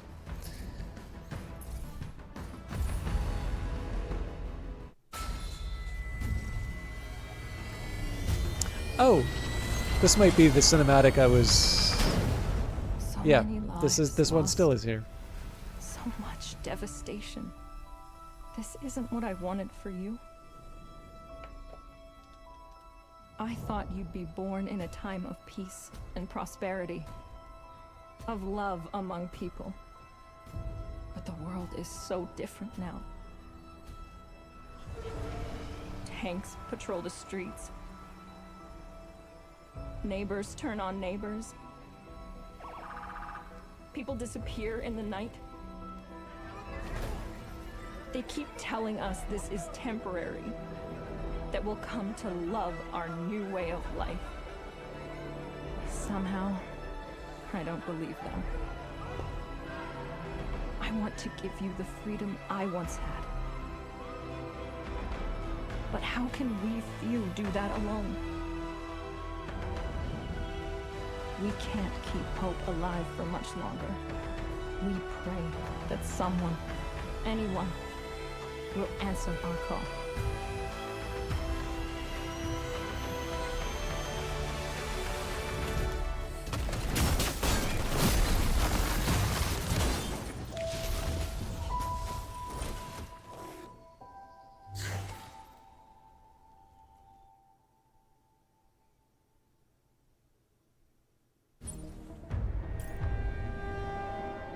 Danger! The enemies will be more challenging from here on. Complete objectives quickly and use cover to avoid taking damage.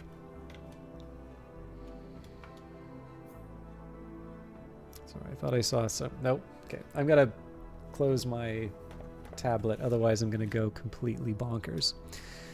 The enemies will be more challenging. Sorry, we got that. Avoid using important civilian buildings as cover to protect them from damage. Destroy this alarm tower to halt enemy reinforcements. You can target the environment while aiming your attacks. Left control to the alternate targeting mode. This home guard unit has joined the fight. Use its long-range weapon to strike targets from afar. They'll be awaiting your orders. Try not to get them killed. Okay, so this is kind of interesting to see them, everybody in these different positions. So what do I want to do? I think the best option that I have. So we'll start by looking at what we're up against.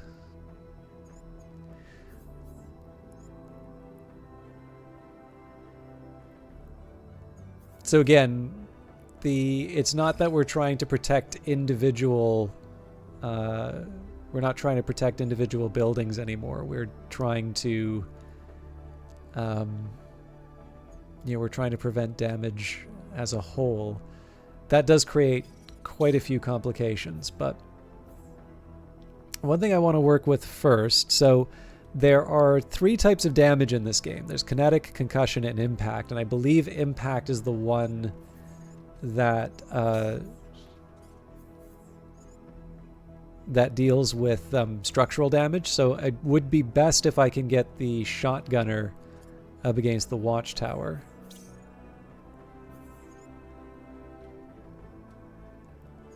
As for the rest,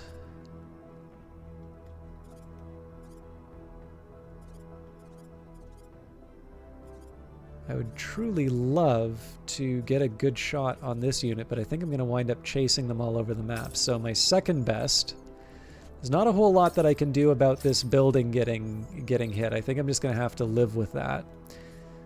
But what I can do sort of on the way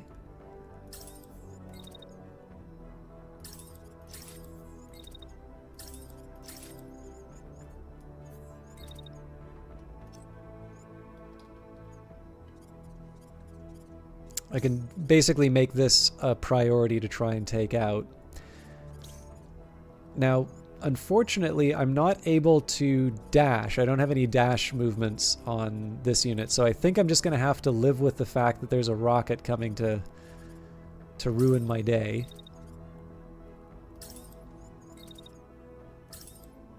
And I'll try and just take my revenge by shooting the watchtower. Maybe throwing up a shield or something at the last minute, but...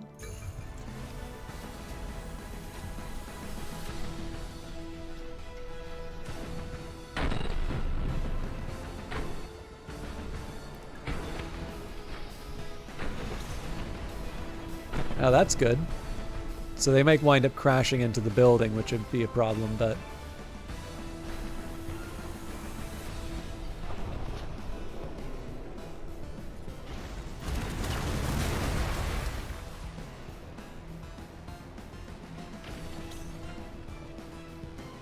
That's pretty good overall, actually. So we've got 2 crashing tanks. This one is going to be a liability. And we're definitely going to have to deal with the fact that there's a missile on its way to ruin my, my shotgunner. Although at this point, my best bet is to try and run as close as I can to the watchtower and hope that the missile follows me.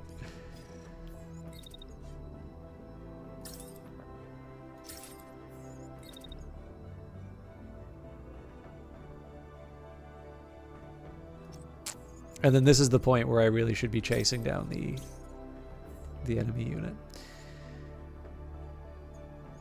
Okay, so they're still going to be doing their missile thing. I'm going to try and make do with my existing unit here. I suppose one option that I have is to try and give a defiant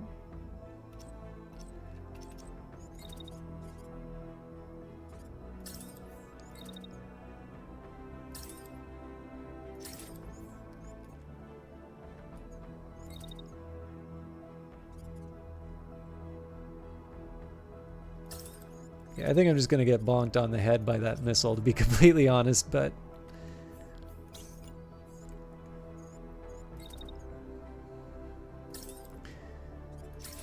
But one thing I can do in the interim...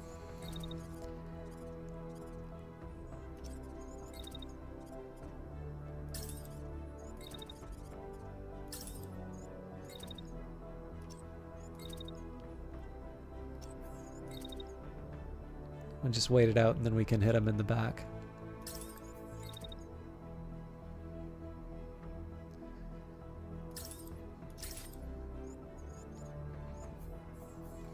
Alright, let's see how this works.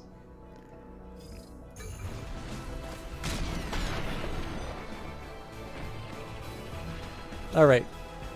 Didn't... I don't think any of these hit.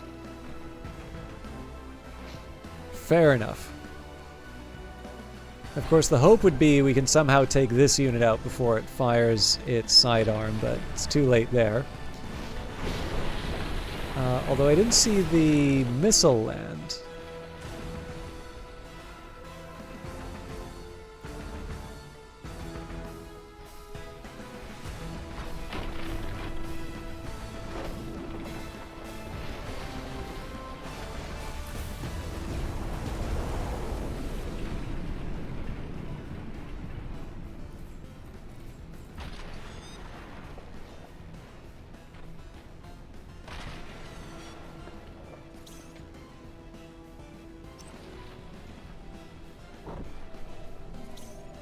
Happy to see the enemy unit crash, not happy to see us get hit by the missile. Ground or sensor feed is clear. Whatever you're seeing must be small fry. Mop up yourself, drop ship out. Okay, so my best bet here is to move around the side. Now this tank is forced to just stay put. So in this case here, just the nice sniper shot, especially protected by the hill, seems like a good spot to be in. And for the rest of the team, honestly, I think we just open fire. We do the best we can with our enemy here, but I will slightly adjust the direction, maybe.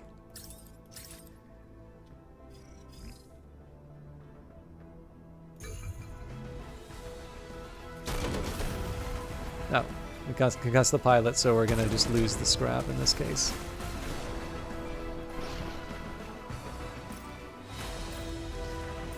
Victory, no targets remain, mission successful. Okay, so I don't know if this was covered in the tutorial. I don't think it was, but you'll notice that there's the damaged items. So those are sort of indicated with the sort of the broken corner and the dashed lines. And then there's intact parts. So you can see the on the description in the bottom right here, it says damage. The subsystem has increased salvage cost due to the damage that it sustained. And so one of the things, first of all, I'll keep the sharp, I'll keep the firewall, but the best option here is for me to go for the 2 Elbrus parts right away. So that's 30 scrap that I'm spending, and that's to get intact mech parts. Now, if I try to take damaged, that's 25. Now, as it happens, I've got a very large budget, so I can actually afford to take everything. There's a hotkey for that as well. But, I guess not key, but there's a recover all button. But normally what I do whenever I'm collecting scrap, I will focus on the intact parts first, and then sort of the scrap. I believe the scrap value is the same. Or maybe, oh, hang on, no, it's, it does cost more. But as you can see here, 15, an increase of 15 versus an increase of 10. Generally what I like to do if it's all grays, I'll recover the intact parts first, and then I'll recover whatever damaged ones I can, and then leave the rest for scrap. That's usually the way that I do it.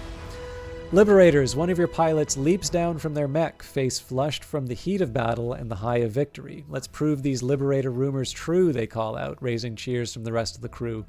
A grueling journey lies ahead of you, but the role of hope cannot be forgotten. It has sustained the civilians this long and under these conditions. Perhaps it can sustain you too.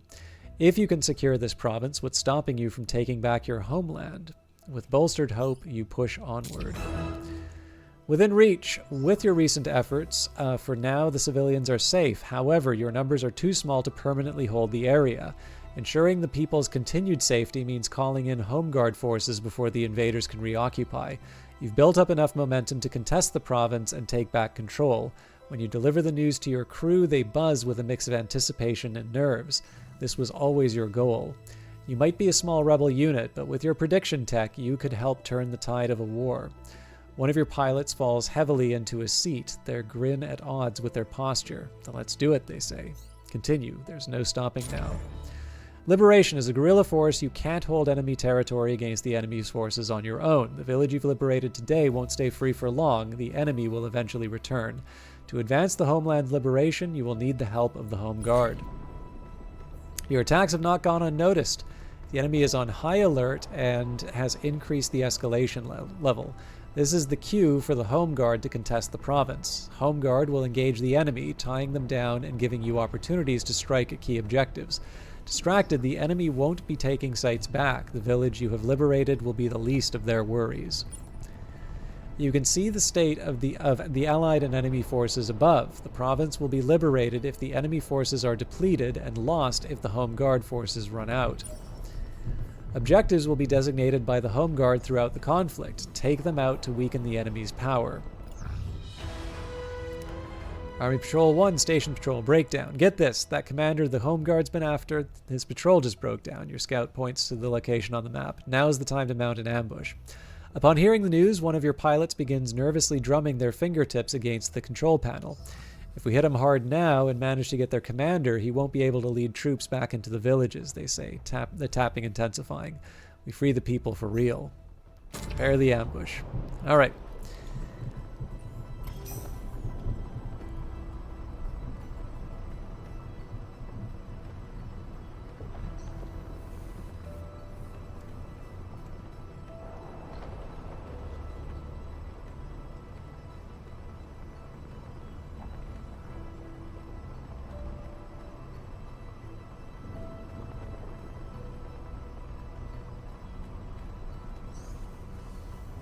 So it seems pretty forgiving in terms of the ticking down strength, but obviously you would want to get moving on the objectives. Commanding attention. Any closer and you'll lose the element of surprise, your scout reports, as you approach the enemy commander's broken down convoy. Make sure you're ready to go, boss. Poised on the edge of battle, each of your pilots radios in that they're ready to go. Suit up. Elimination. Patrols such as these aren't the biggest threat out there, but they can interfere with more important operations or threaten the mobile base. Neutralize the enemy forces in the area. 2 on-site contacts. Doesn't seem like there's anything else for me to work with. And nature, most of the available cover is part of the natural landscape. Such cover is indestructible. Plan ahead and don't count on impact weapons being effective.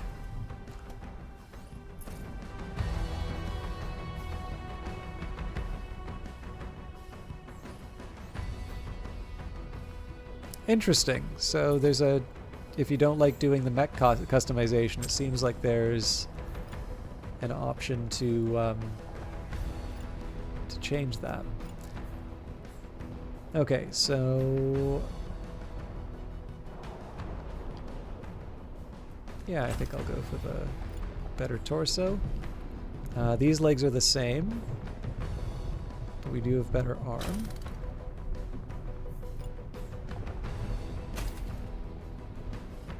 Now, there's an argument that maybe I should let the tankier... not much, Oswin. We're just... It's continuing on with the tutorial telling us how to work with the liberation.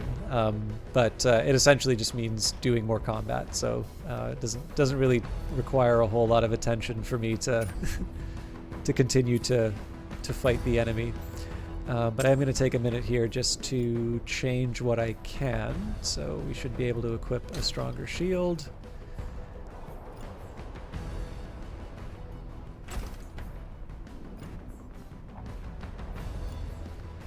Yeah, so it's a little weird that I'm not putting more of the heavier stuff on the tank, but on the other hand, I've got a big shield on it, so.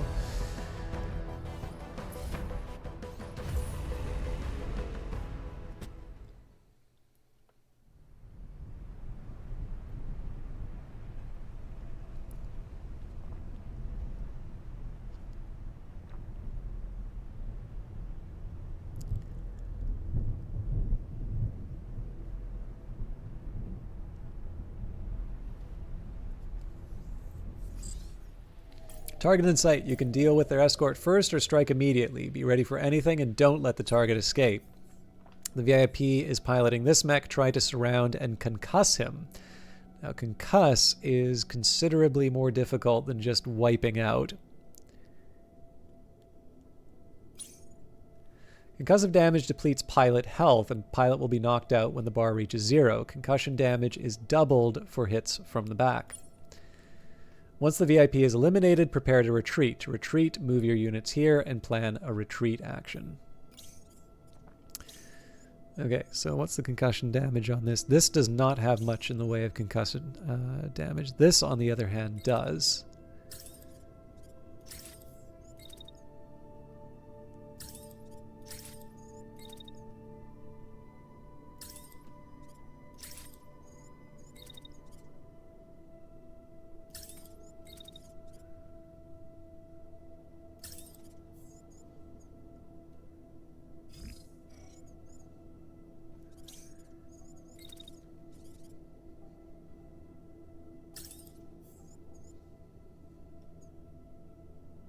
that worked pretty well for me, actually. Now, I don't necessarily want this unit to go, like, fully crashing in ahead, because if we need to retreat, I don't have... Like, I don't want my slowest unit to be right at the very front. On the other hand, I do want to run interference, because this is the weaker of the two units, so... Oh wow, we really took him out. This might actually cause problems.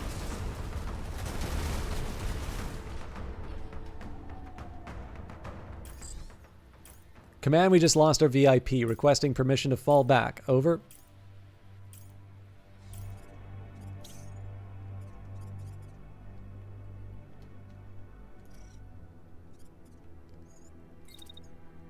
I mean, I have the option to just take everyone out, right?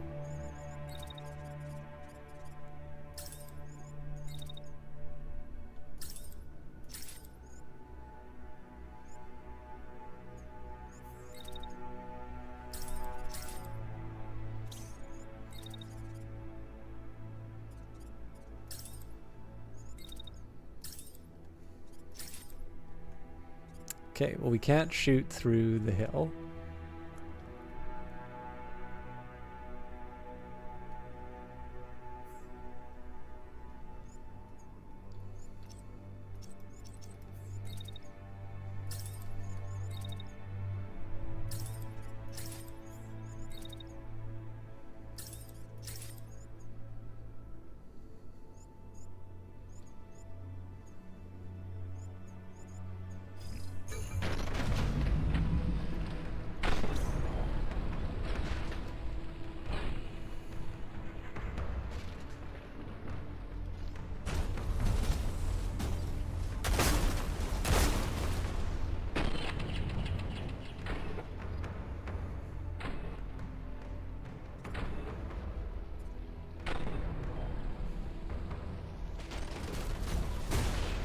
Oh, I was off on the... I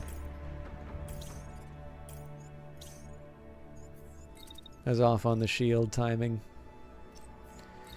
Okay, so what I'm going to do here is I'm going to move out and around so I can get a good shot on the tank here.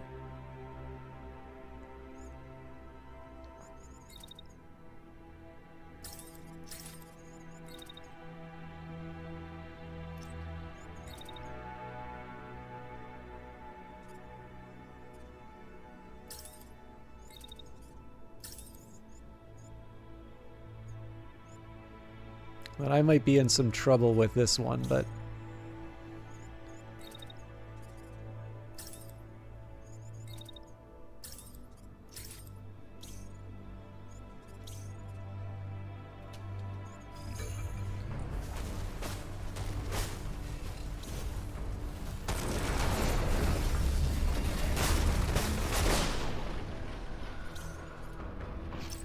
Yeah, so I'm definitely in worse shape than I wanted to be. So my best bet here, so for starters, I want to...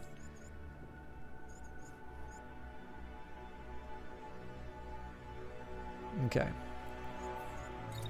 So I can afford to wait and take this unit out like so.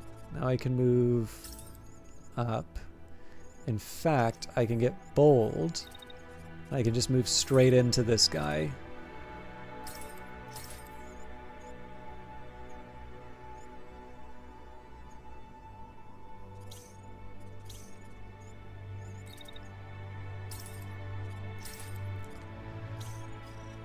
And what I want to do now is sort of offer some protection to my... And I mean, I don't have a whole lot of options at this point. I kind of need to... I'm going to need to take at least some damage off of this, but I figure what I can do, I can sort of hold back like so. So what I can do off the top... Well, I'll get hit in the back a little bit. I'm not crazy about that.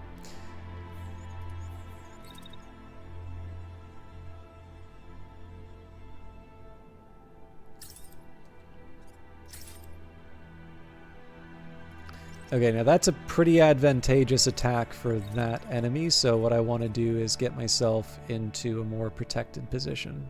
Even though it means sort of taking this unit out of the fight, that's the better move.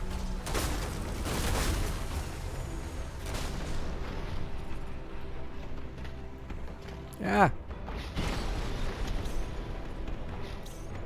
So that's how that previous crash should have worked.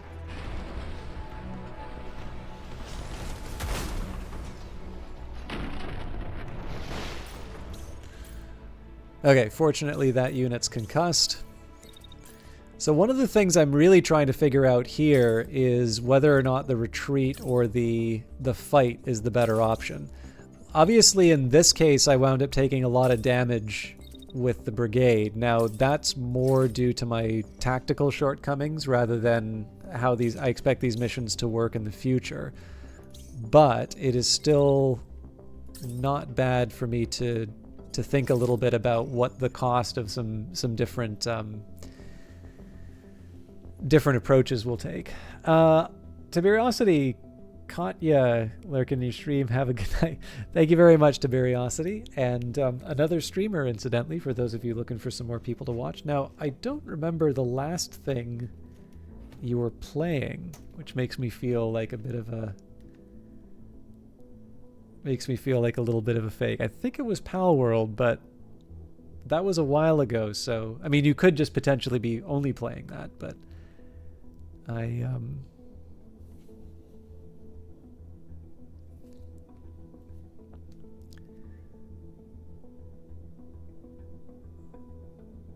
Sorry, I'm bugged a little bit by this tablet, so I'm still occasionally looking at it. Alright, let's see how the... Actually, I suppose I do have one other option, so we'll move up here. We still need... Oh no, we took out the tank, so it is just a question of wiping this unit out.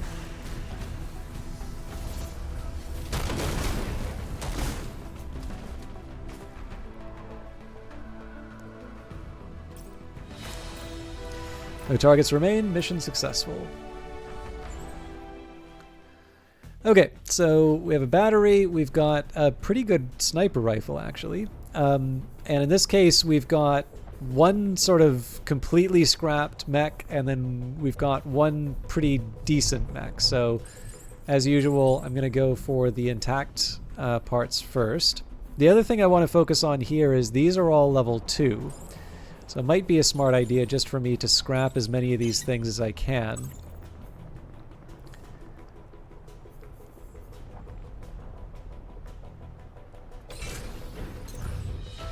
One step closer. After a victory like that, you're no doubt on the invading enemy's radar. Good. Hopefully eliminating a key target in the province will wither their resolve. These invaders should know that the Phantom Brigade is here and here to stay. Your crew, expectant, gathers around you. You look at each of them in the eye, take a breath, encouragement ready on your tongue. Keep up your momentum. A call for aid. On the other side of the province, things aren't good. Home Guard's comms are harried. Ambush. Heavy losses. Surrounded. They need your help, and they need it now. Battles will break out in contested provinces. Aid the Home Guard to turn the tides, but don't take too long or the province will be lost. So there is the option to speed up. In this case, I don't normally like doing the speed up, but in this case, the tutorials doesn't quite offer as much choice. It sort of wants you to do specific things, and so I don't really mind fast forwarding in those cases. You're just in time. The battlefield is a desperate blaze of crossfire. We can't hold them with the railgun. Sorry, we can hold them with the railguns, but not for long, the Home Guard commander reports. Your pilots leap into action. Ready when you are, boss, one says. Let's get them out of this mess. Okay, it's another elimination mission. It says it says 2 on-site contacts, but I'm guessing that's 2 sets, because it seems to me like we have more to deal with. I will take a minute here just to see what changes I can make. So I don't think I'm ready to move on from my existing loadouts. There is obviously the temptation for a sniper rifle because of the intense damage that it does, but the thing to keep in mind here is to take a look at sort of this curve as far as the range goes. If I can't keep a long distance with my sniper rifle, then it's as good as not having a weapon at all. And the problem here is when you have two mechs, it's actually very difficult to force the enemy to move the way you want them to. So this is definitely something I'm willing to work with, but I'm going to need to wait for better circumstances. I am, however, willing to switch out a few of the parts. So we'll give it this Nox body. Yeah. If I turn this into a whole Nox, I'm not going to complain.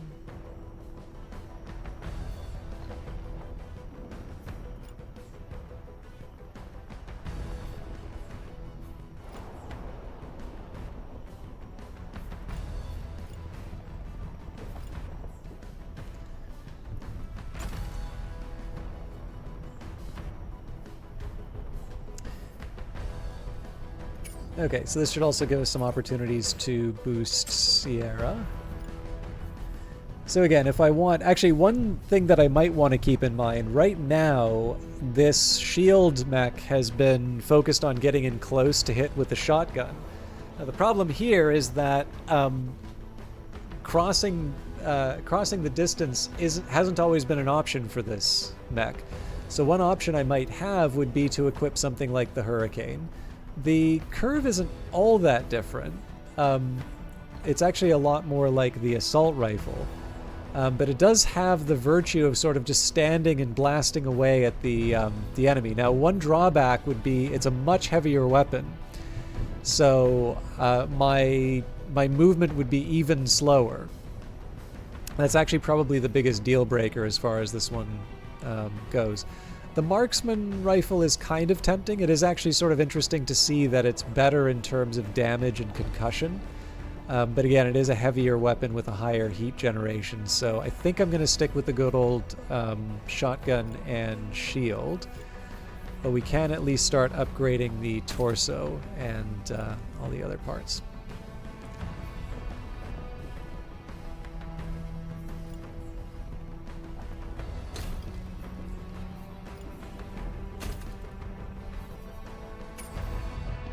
Oops.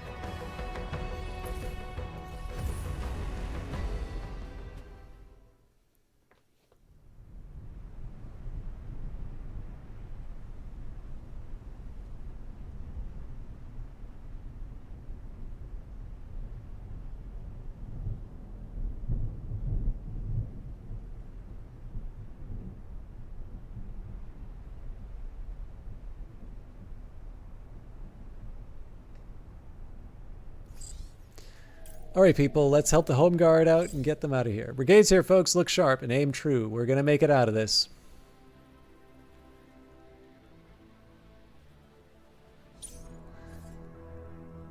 Home Guard units are cut off, trying to either regroup or flank the enemy. Okay. Heavily armored units are slow but capable of leaping forward with powerful thrusters. Dash to evade fire and outmaneuver the enemy.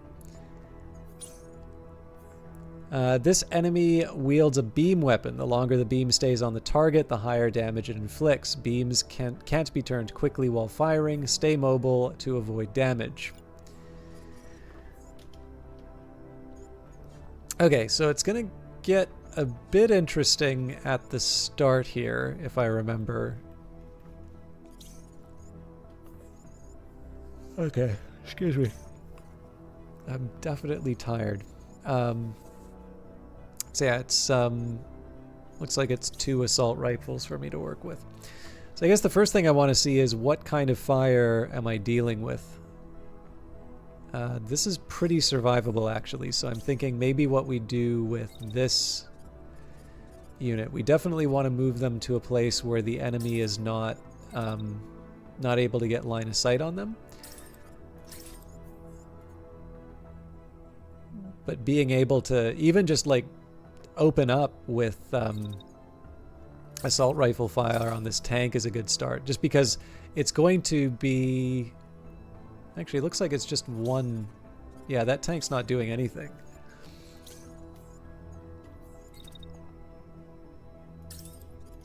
So if I can focus down that tank, that actually frees this mech up.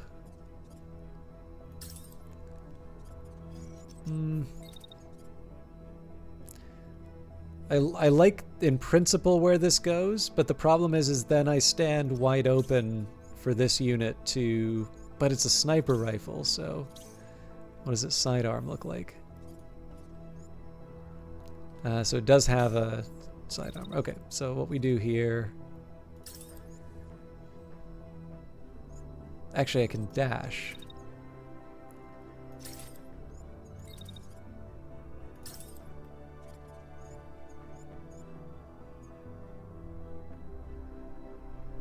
Yeah, great. Okay, so next step, this one's firing a missile on me. Now, I still don't have dashes for my main unit, so there's not a whole lot that I can do about that, although it looks like the curve is pretty shallow, so I wonder if this problem isn't solved. Yeah, that's gonna go straight into the side of the building. So not my favorite thing in the world to sort of sit and wait, but this is a nice way of avoiding some damage.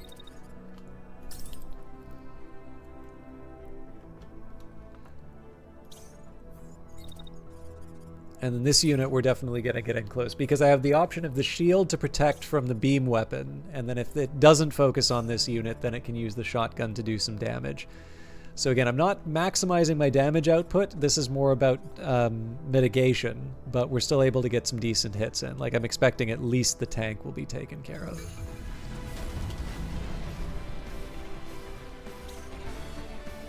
Yeah, that almost took it out with one shot.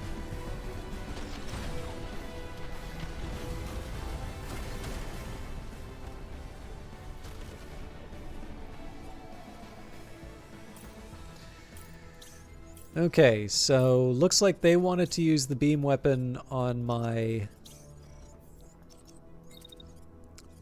unit with the assault rifle. However, we've got a shotgun ready to welcome them. This unit's just going to move ahead. If I can avoid the beam attack, so much the better. But again, I don't have any jets to work with, so I think we just run ahead.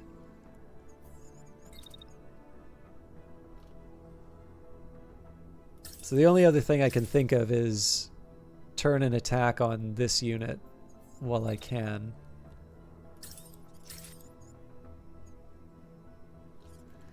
And then of course I've got the home guard units, which can help. Now this unit's going to be attacking it, so we want to, if I can... Actually, they're going to go firing on me right away. It's not that hard for me to go around the corner.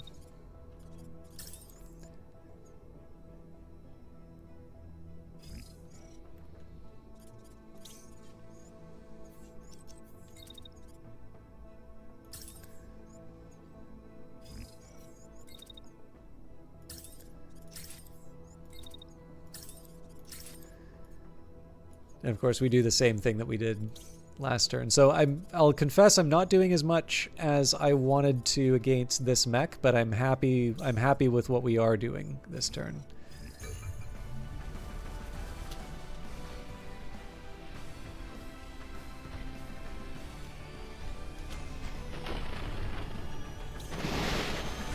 It didn't do that much damage though.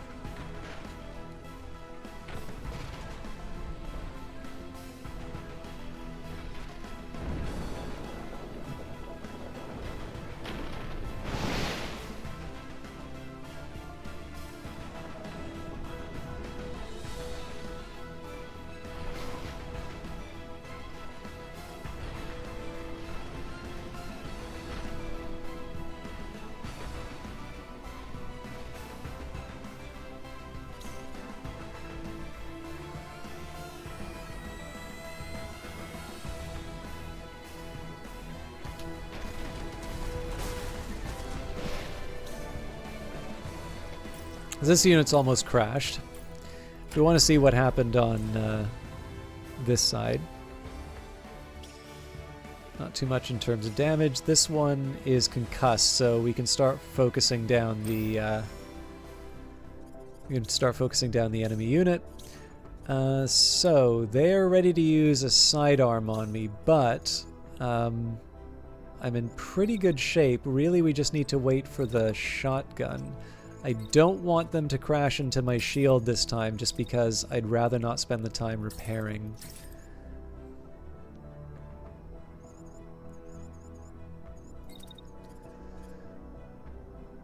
So we'll wait it out, and then we're just gonna start taking the long way.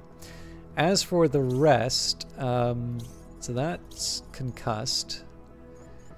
I'm going to be opening fire on this unit, so I'm going to want to protect them, but that opens up an opportunity for this unit.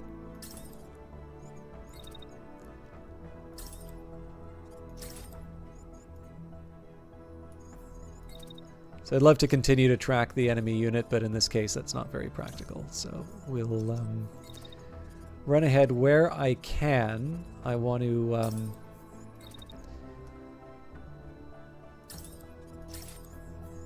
to get the shots in that are possible, but I also want to mitigate whatever damage might be coming after me. So in fact, I might be able, not without, well, hang on. Yeah, not a...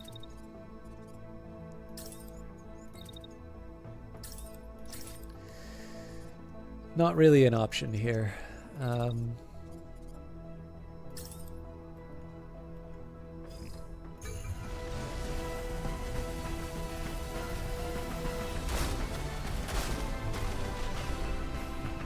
Okay, so that unit's not down yet, but it is, it's at least going to be crashing this turn.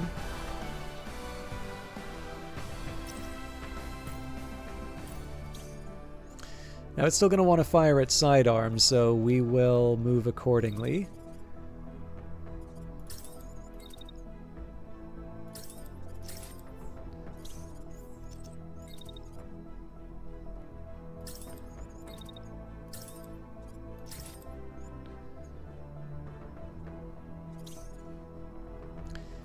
And then this unit apparently is going to focus on the unit with the assault rifle. Now I'd really love to close the distance on this one. The problem is, again, I'm the target, so it doesn't quite work. There is a small temptation to try and do this. And my one worry is that, like, it's not that damaged, and I might just be setting up the next turn for it to use its sniper rifle on me. Still, I figure we'll throw as much as we can at the bad guys and see what happens.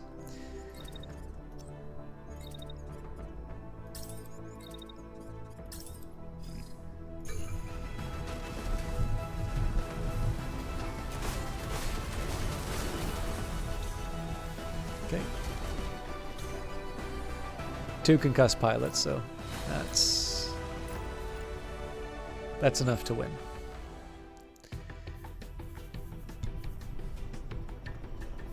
So we have another shield. A couple of thrusters are nice.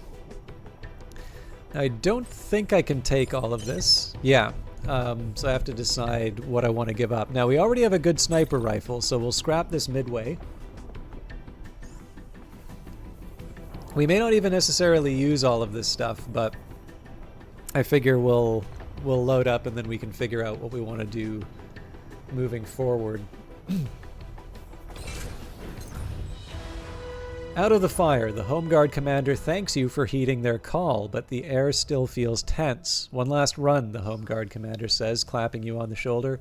You sense this is the beginning of a relationship. Neither the Brigade nor the Home Guard was alone in this war. Excuse me. As you liberate more provinces, your reputation with the army will come in handy. Keep the momentum, home guard reputation +1. I believe you can use this to call in reinforcements in some cases. Before the storm, silence commands the mobile base, with each scout, mechanic, and pilot staring down the map in the command room before you can reclaim the province. One last fight awaits you. A marker hovers over the site of the enemy base, the largest military installation in the region. The Home Guard alerts you that they're on their way, the crackle of the comms startling 3 of your crew out of their thoughts. Together, you will strike as a single unit. Everyone dashes to their stations, only the most necessary words passing among them. The base lurches into motion, the hope of victory and liberation propelling you forward. A decisive battle awaits. Now, what I am curious is, presumably this doesn't bring in the boss fight. What brings in the boss fight is getting to 0. But I am curious if they're going to give us a boss fight in the tutorial province.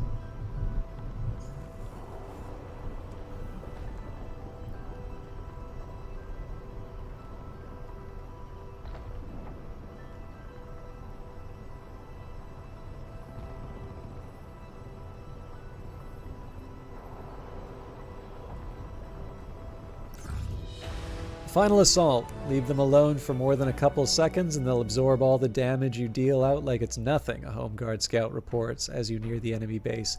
We've been focusing on one mech at a time in order to take them down. Worrying news, but forewarned is forearmed. Your crew is disciplined enough that you note their reaction only in the pilot's exchanged glances. You run through a final check with your crew. This will be the greatest challenge the Brigade has faced so far. Preparation is everything. Garrison sweep. A swift and decisive strike should dissuade the enemy from trying to hold this base. Quickly eliminate the garrison on site. Expect static defenses and potential reinforcements. 3 on-site contacts, 1 dropship. Pretty significant numbers. I don't think we have much to work with in terms of new items. I'm not ready to work with the Sun Swarm. Now this is a better handgun. Generates more heat, but also more damage, and also does concussion. So I think I will go for this sidearm. Now we have a lighter. I prefer to have the assault rifle mech actually be a lighter, tougher machine. So in this case, I'm okay putting this lighter Elbrus on it. That's driven by the light plate.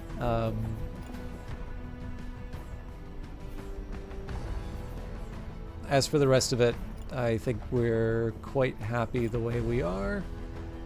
And the big challenge I'm going to run into will be for the protector here. So again, I don't think I'm ready to switch out any of the parts. Shotgun's working for me for now. We do have the bigger tower. Oh, okay, so this is one of these barrier shields. So I'm not a fan of that compared to the one that I currently have. Now the really tough call here is the torsos. So right now I'm working with this 13 speed. Actually, to be honest with you, this heavy torso isn't so bad.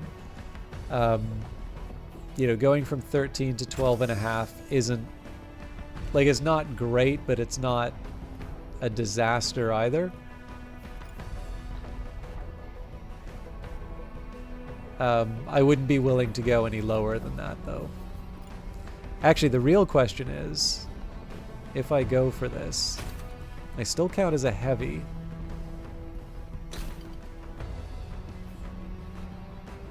I think I'm going to make do with the current loadout.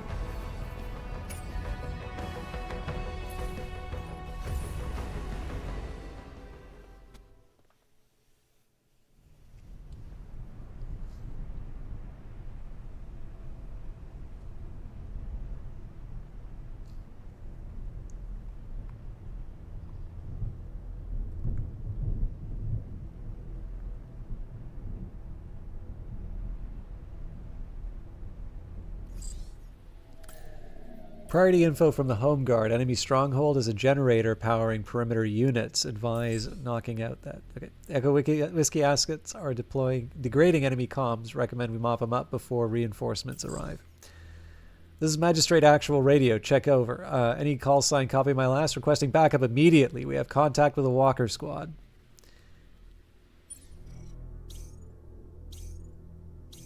This location is protected by turrets. Turrets will scan the area and fire on any units in range. Stay out of range to avoid damage. Destroying this generator will disable turrets. Try using this Home Guard mech's long-range beam to do the job. This Home Guard unit has a powerful melee weapon. Melee attacks produce a powerful shockwave that damages everything in its path. Now, the shockwave, I believe, was something that was recently added to try and deal with the fact that people were struggling to make melee work for them. And it's funny because I always thought, like, I felt I had a pretty good handle on melee. It wasn't that big of a deal, I felt. But I did actually see, so I was under the impression that it was just, oh, okay, so people are just sort of struggling to see how it works. But it does actually seem that there were some cases where there was an anticipated result that didn't actually happen. So I had a little more sympathy for people when I saw those. I'm just kind of coming up to meet the enemy so we can fire a bunch of machine guns. This ought to be interesting.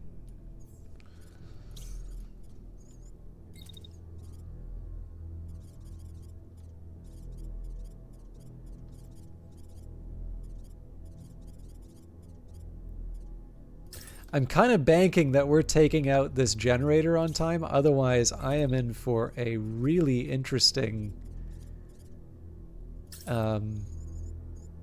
follow-up turn.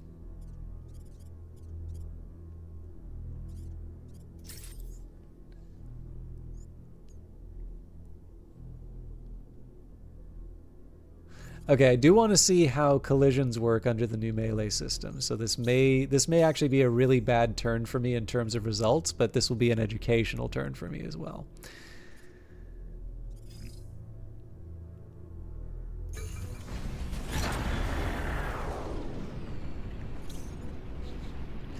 Didn't think I would be in the range for that, but that's embarrassing.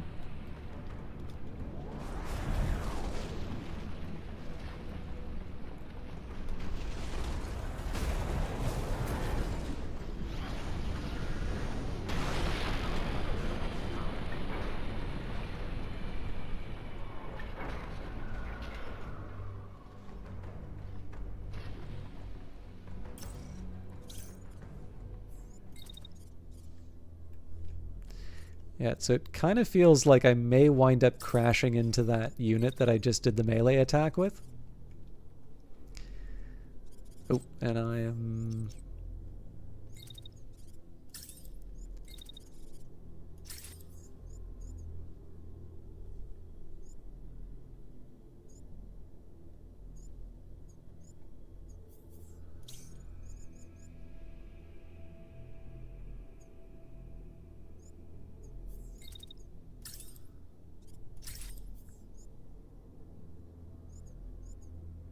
So yeah, honestly, I'm banking a lot on actually having this building taken out, and I probably shouldn't be.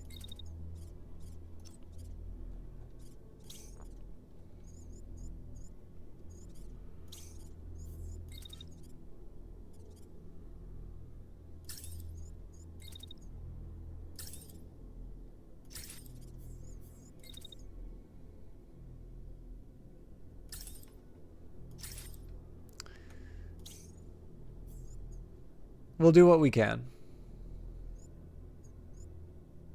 Actually, maybe the better roll here. Let's cancel all these. I bring my shotgunner up like this.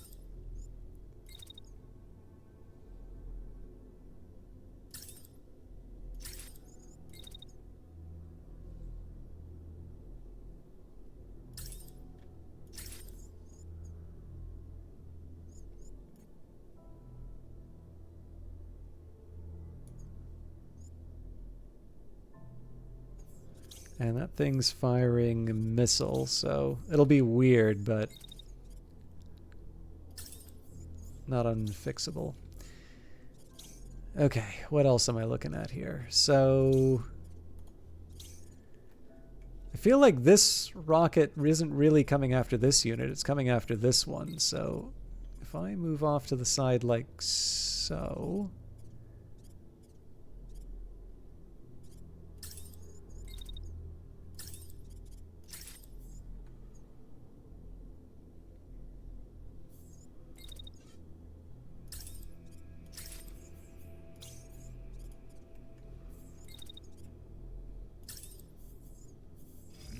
Yeah, we'll work with that.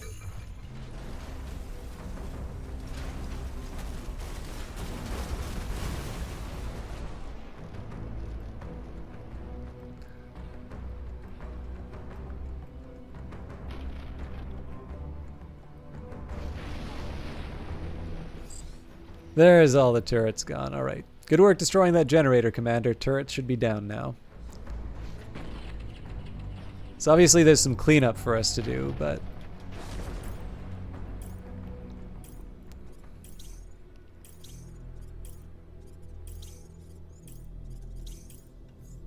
right now, the main focus is going to be on...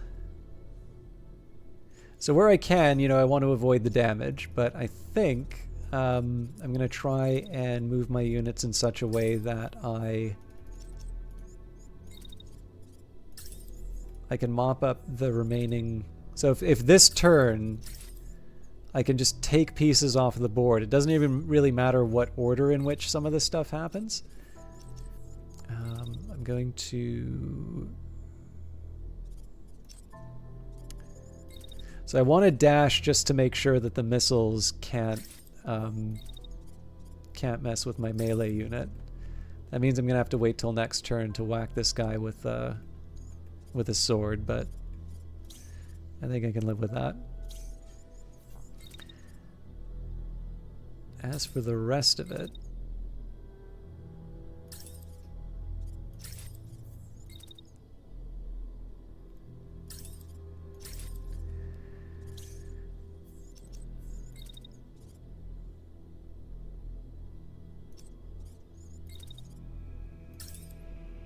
I feel a little silly moving the way that I have with this unit, but keeping it on the hill was actually the better call. So I want to see what happens with these missiles.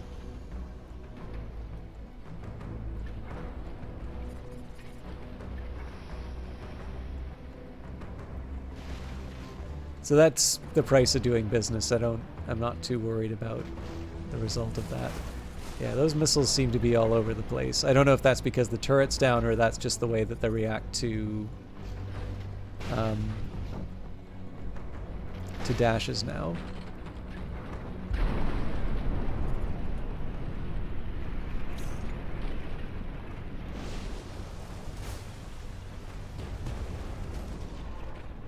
Okay, real problem here is I didn't actually take anything out.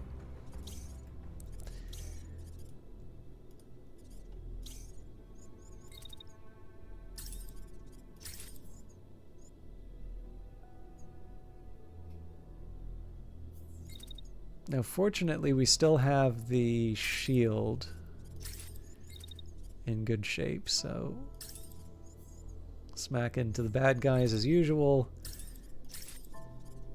Let the shotgun do the rest.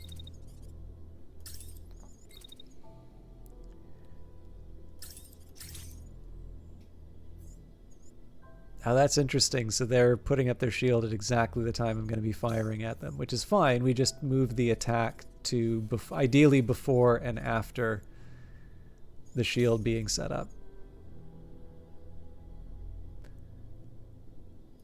Okay. And then the other one generates too much heat. Now the melee unit, I actually think we just need to wait.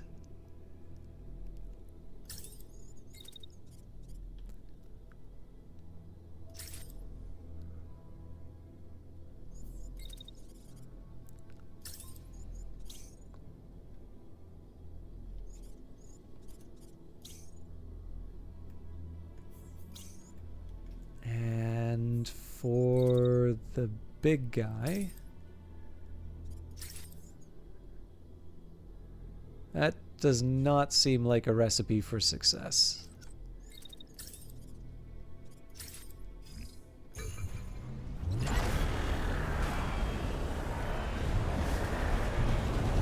Nope, there's the shield now. Okay, so there's a couple of other things that I didn't watch there.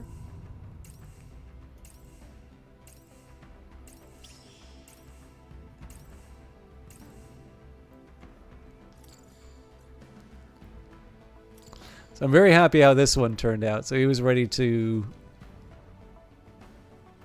take him out, but I let the missile hit me, but in the end that didn't wind up being too catastrophic.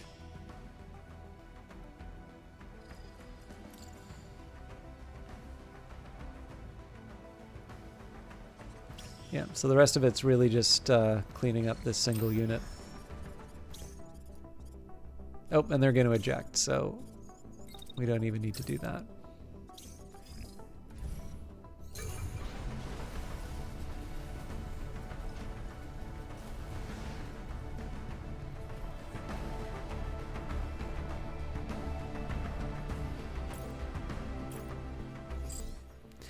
Magistrate Actual, this is Guardian 1. Say again your coordinates for contact. Your transmission is good but distorted. Over. I thought we were done. Guardian 1, they're at the base requesting immediate assistance. Over.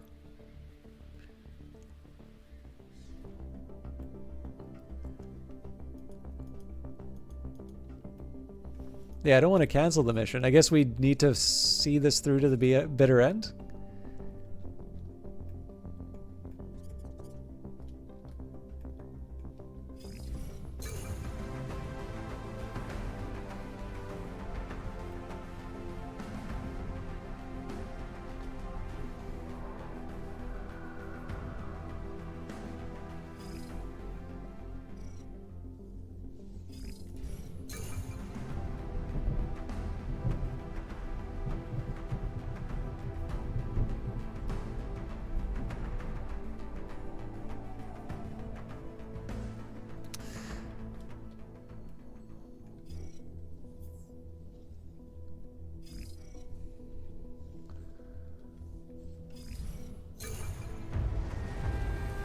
There they are, Guardian 1 on site, engaging rebel elements.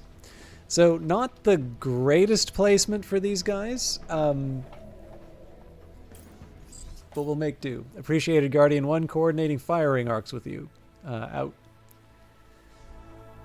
So I gotta be careful with a few of these. Like, Kilo is very low on concussion.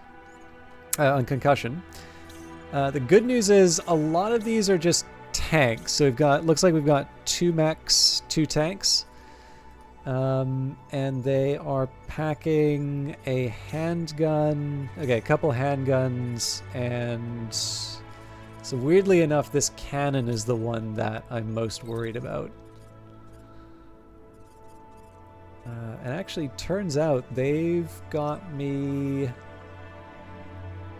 in a bit of an awkward spot. So we're gonna wait out the cannon fire.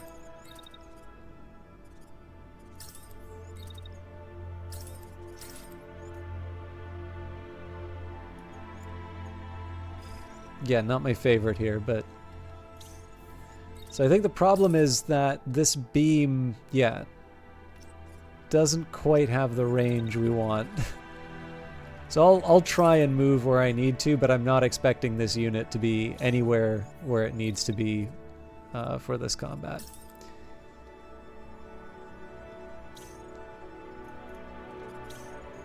But, given where Kilo is and given her speed, I do want to try and move around the edge of the map and get an angle on the enemy tanks.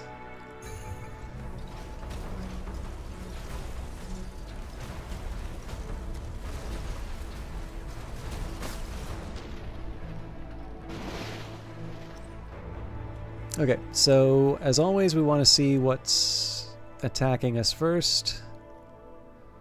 So it looks like we've got 2 or 3 attacks coming on the the unit with the assault rifle. I can definitely learn to work with that. I think my best first option here is just put up the shield and wait for the enemy to bump into me.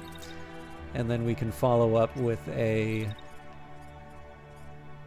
As much as I'd love to go banging into the tank, I think for this one I will settle for getting some extra damage on it.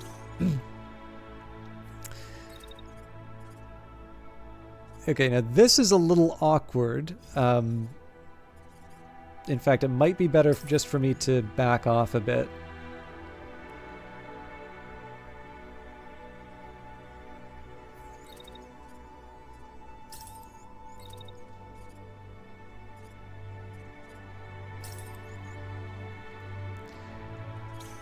And then for this unit, it's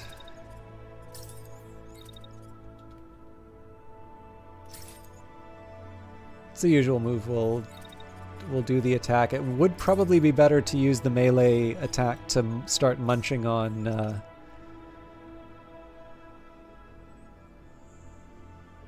the enemy enemy tanks. And you know what? This seems so dumb, but I'm actually going to go back to the hill because the enemy mechs are exactly where they need to be for next turn.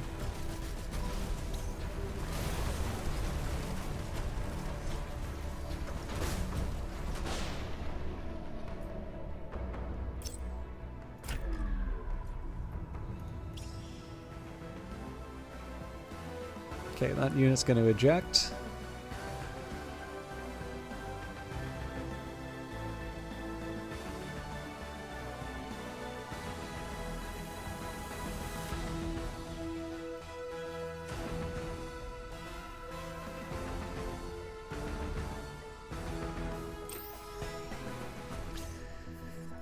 Okay, what are we working with here? So it looks like they want a piece of the shield unit, but that creates an opportunity for my assault rifle, so we'll move around the edge like so. So the nice thing here is I still get the cover from the building.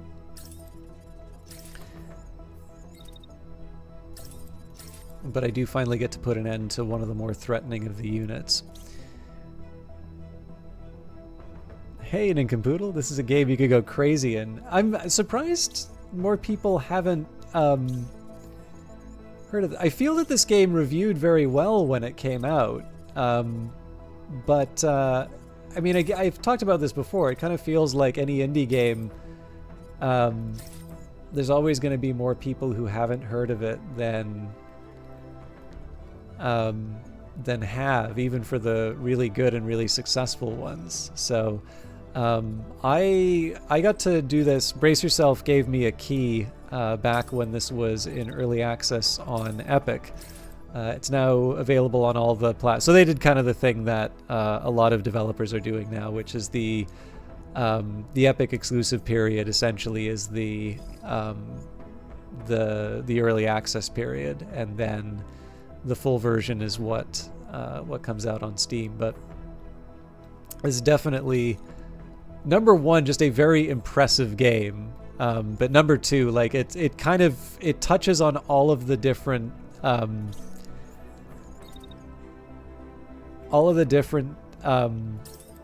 things I like in sort of other games. So, you know, there's a bit of XCOM, there's a bit of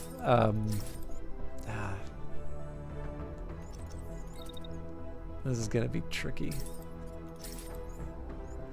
Yeah, there's a bit of BattleTech. There's a bit of just take sort of all of my favorite strategy games, and you can find something in there. I am really worried that my right arm is gonna get hurt for smacking into this guy, but I can't really afford to run away, so.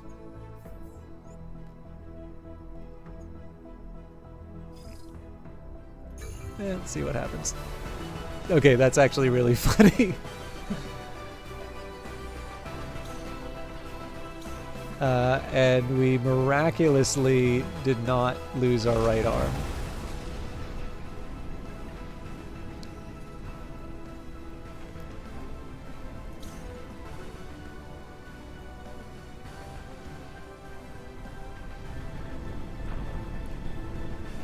It really is. I will actually.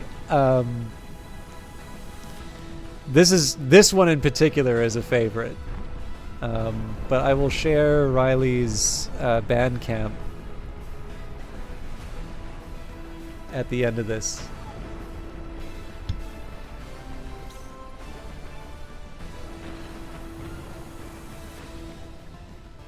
But the nice thing about playing on slow motion is you get to hear this more.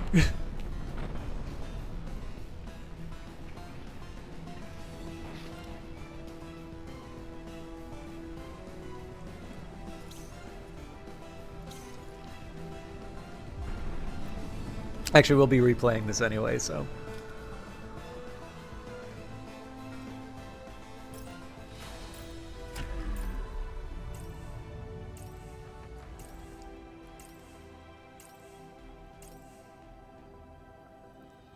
Oh, it doesn't give us the song again. But yeah, so it is kind of funny sometimes when the physics gets exciting. I don't remember this happening. This we definitely saw happen. I don't know what inspired it, but I do think it's hilarious to just sort of see the shield unit sort of just drop kick the mech.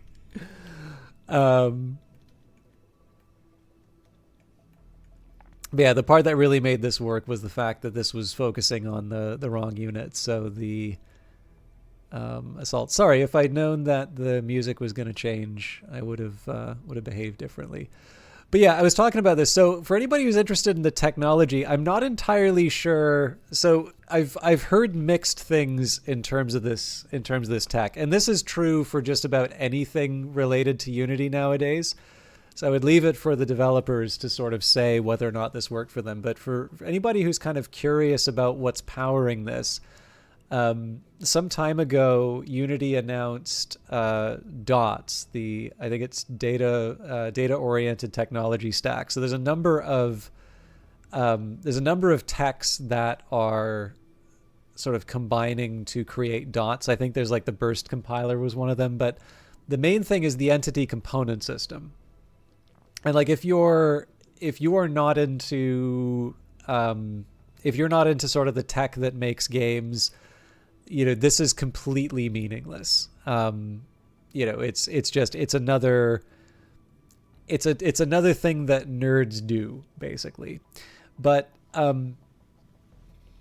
what's kind of funny about gaming, in fact, some of the developments that we're seeing nowadays in terms of just overall technology and the sorts of things that people are very excited about and are potentially very significant changes in terms of how we are going to do things. They have their origins in gaming, but it's also specifically because of the structure of gaming. So, I mean, NVIDIA is now such a big deal and household name. This is the part where I usually get worried in terms of investing. But like it got to a point where at the local game dev meetup, there was a guy who like interrupted the presentation to recommend to everyone in attendance that we should buy NVIDIA stock because it was going to the moon, and actually used the words going to the moon. But the thing is that there is actually a very specific reason why NVIDIA started with gaming and is now a much larger company. And it was specifically because when they were working out the strategy for NVIDIA, they did actually find that it was this rare situation in which they felt that they had a good idea in terms of a technology that would be sort of where computing was going. But unlike a lot of different improvements that you see to computing, it actually wound up being something that would also be relevant to a very broad consumer section. And I'm specifically talking about GPUs. So essentially the idea here is that you can have this specialist hardware, which in the case of gaming is designed to basically do these, I think probably rendering counts as an embarrassingly parallel problem. Like essentially you're just kind of creating a whole bunch of little triangles and you need to make a whole lot of them.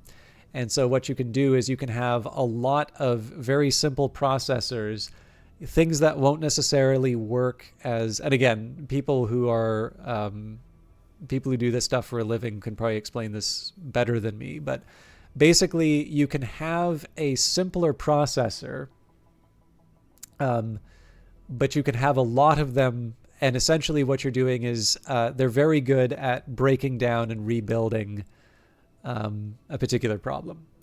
And not coincidentally, this actually winds up making these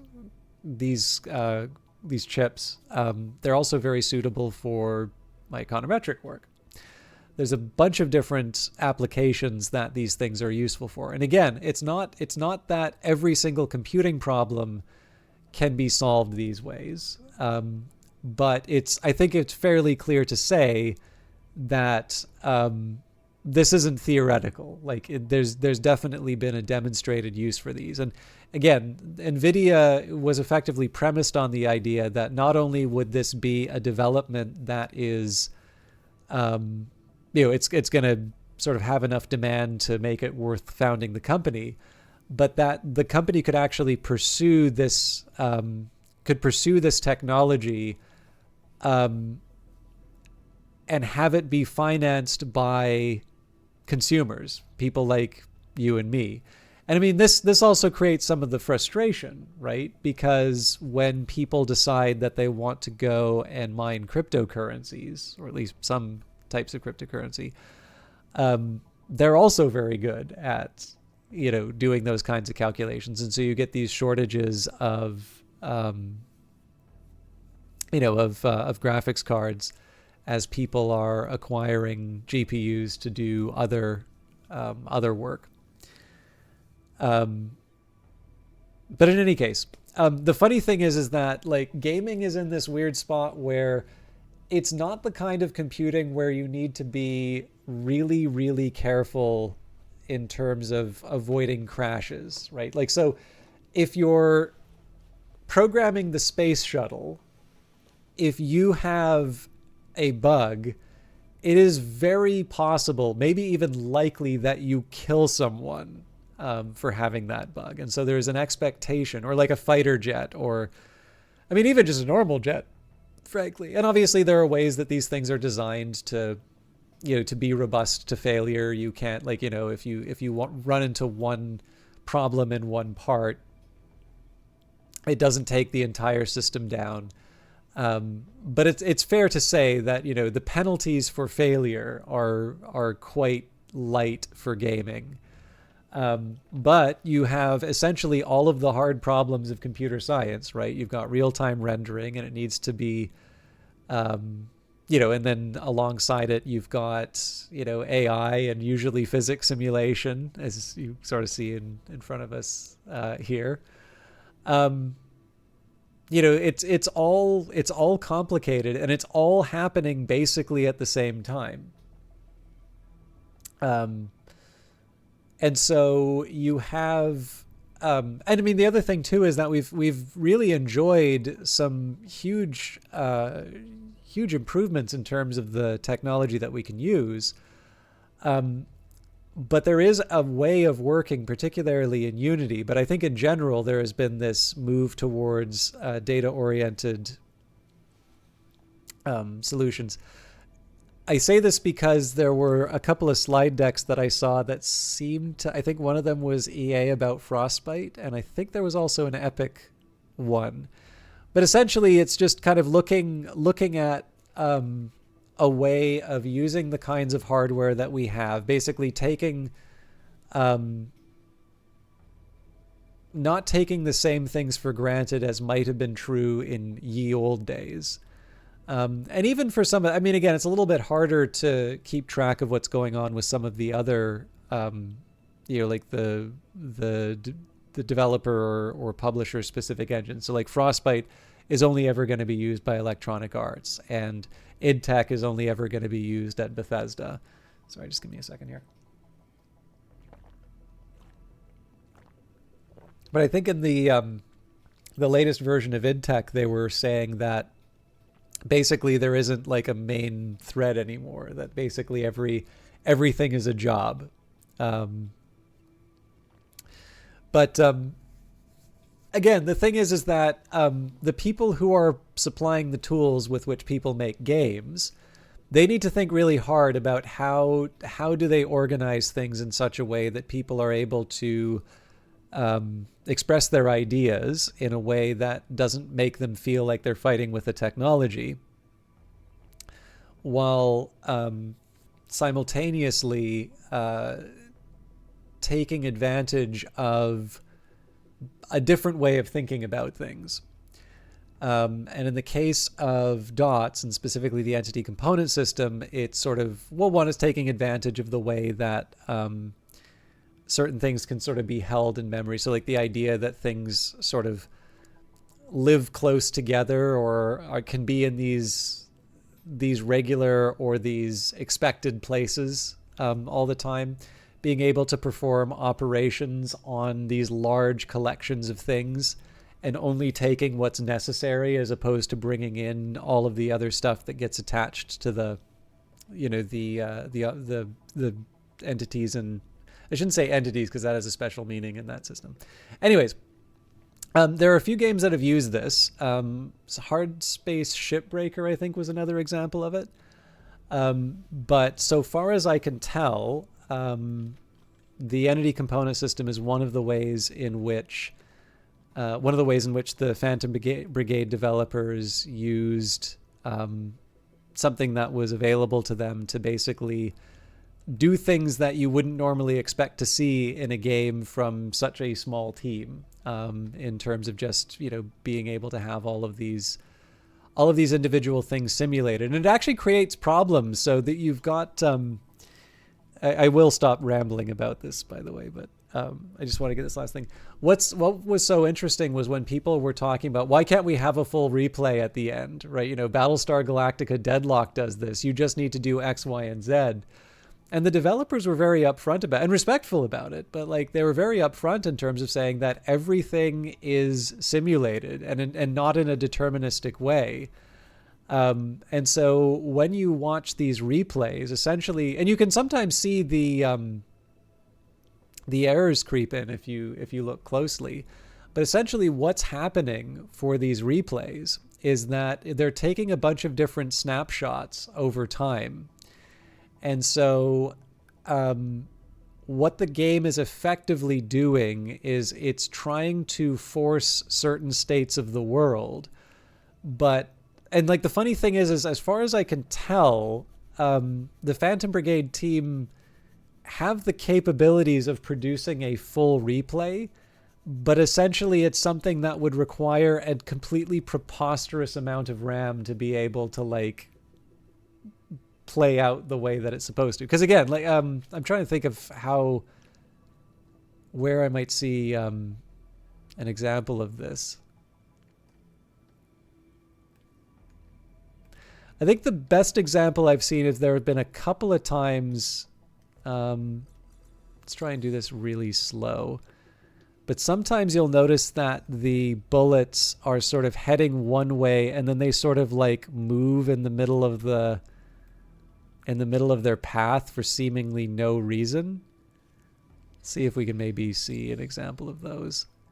And that's just an example of the sort of the snapshot. At least I've taken it as an example of the snapshot sort of catching up and correcting the path of the bullet. Now those all look okay. Well, there was one where it kind of looked like it was angling up a little bit.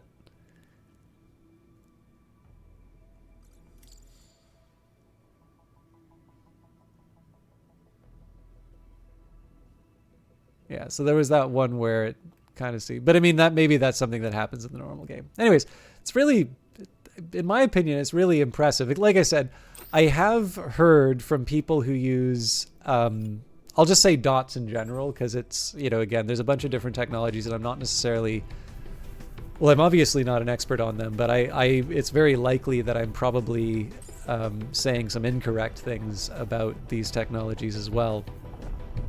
But I will say, like, I do really like it when particularly smaller teams take on these kinds of challenges. And I think the big reason why I like it is because when you think of sort of the indie developer's problem, or the way that an independent developer is able to work in the modern age, where game development is a very large industry with some reasonably well-established best practices. Essentially, they kind of rely on a very unusual division of labor. Like they're able to organize themselves in such a way that they can generate something that people find valuable enough to buy, but to do so in a way that keeps the costs much lower than what you would expect from a larger team. And so it's really interesting when you take a look at companies like Embark Studios, who are doing the Finals and Arc Raiders, because that's an example of people who are, very well established in AAA. Like Patrick Soderlund was former chief creative officer of Electronic Arts. But their whole idea is to do these big high-end experiences, but to do so with a much tighter team, and trying to think of how they can really take advantage of technology to to create the kinds of experiences that they want. So if you take a look, I think some of the open source tools that they've released have been like these photogrammetry tools. I think they're all like written in Rust. So, to a certain extent, there's a bunch of people who are excited by languages like Rust, and they're excited to be able to work in something like that. But more importantly, what they've done is they have created a whole set of tools that allow them to become much more productive. Like each individual person on the team is able to do that much more compared to, say, what you might see at a company like Naughty Dog, who has undeniably talented developers at it, but it just seems to be this kind of furnace that you just shove a whole lot of people into. And the ones who are left, become the veterans. And there are some people who I'm sure make quite a bit of money when the games are released. But the other thing that I have heard is that is a very tough place to work. And I think for obvious reasons. So there's a side of me that, because of the stories that I hear in terms of just, the human cost of game development, I do find it exciting when both at the high end and the low end, you see, either the established engines investing in these kinds of techs, allowing games like Hard Space Shipbreaker and Phantom Brigade to be made. But on top of that, where you see up and coming, larger developers trying to take on these challenges, because in the end, right, this is kind of the dream, right? If you are able to be a small game developer and you are able to make a much bigger, more ambitious, or a game more aligned with your plans. Like, let's give an example here. Like, let's say you played the Assassin's Creed games growing up, and by the time you pursue a game development career, you are able to create an experience comparable to that Assassin's Creed game that you really loved growing up. That represents a tremendous improvement in terms of our ability to get things done, and a productivity increase.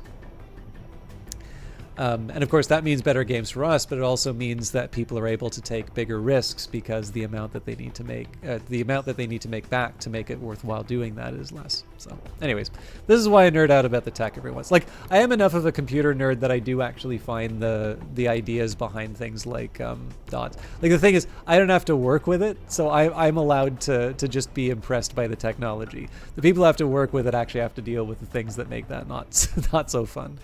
But I don't know, there's something neat about it. Anyways, province liberated. Thanks to your efforts, the enemy was driven out of the contested province. Resistance forces will hold it from here on out. Nearly logical. Please tell us about data-oriented... Well, I was specifically talking about the data-oriented technology stack for Unity, but I guess it's actually usually just called data-oriented programming, right?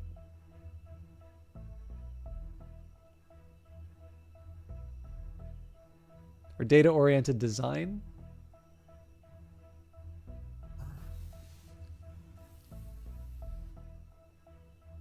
I think it might be design. Yeah, okay.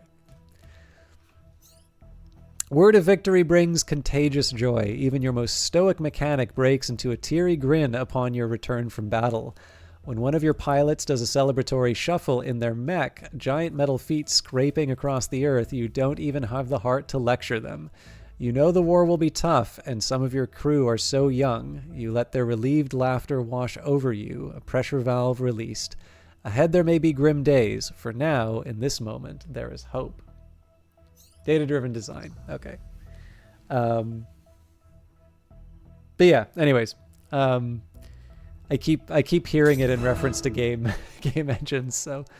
A free head mark. In the days following the victory at the base, celebrations erupt across the province. The Brigade is offered a special place in a small village parade, your mechs leading a procession of farm trucks and horses. There seems no end to the gifts of farm-fresh homemade treats. Your sweet-toothed pilot can't bring themselves to turn down a single cobbler or strudel and will almost certainly be contentedly ill by the night's end. The villagers want to know the Brigade stories, who your families are, and what provinces you call home. Just as they're not only people to save, you're more than soldiers. Meet the people that you fought for. With headmarks secure, you can advance into the next province, but now that the enemy is aware of the Phantom Brigade's presence, the fights ahead will be more challenging. Tread carefully. Patrols roaming the provinces ahead will pursue and engage you on sight. They can range from easy targets to highly dangerous elite squads. Consider upgrading the base to outrun, stun, or outmaneuver them. The escalation level rises with every attack and every hour spent in hostile territory. As the level increases, fights will be more difficult. Consider retreating to Headmark to lay low and resupply if things get too hectic. Your mobile base has acquired additional capabilities. Click here to open the workshop.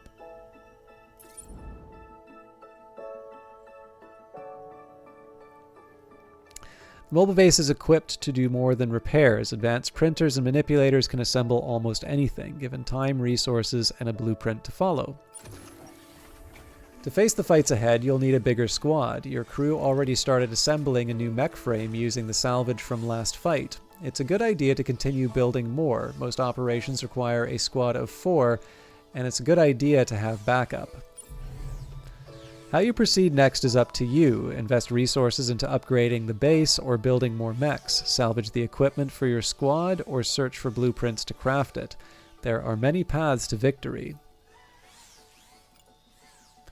So the mech frame's already under construction. I am tempted to start scrapping some of the items, but I think before I go too much further, let's work on some upgrades here.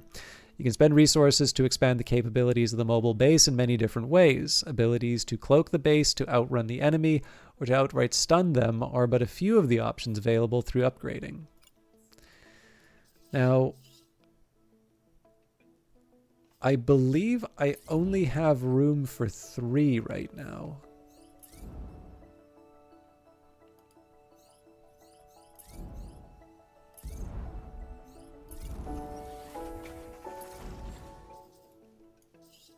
So Unlock Bay opens up a new bay and enables mech repairs on the go by cleaning out an industrial equipment compartment on the base. 3 units, parallel repairs, storage slots. Okay. So optimize storage, adds extra unit slots by reconfiguring internal walls of the mobile base. So yes, we will go for our 4th mech. It's probably the default option I should be going with. And then I don't have any elements left for the rest. So again, this is the point where I would maybe consider scrapping items.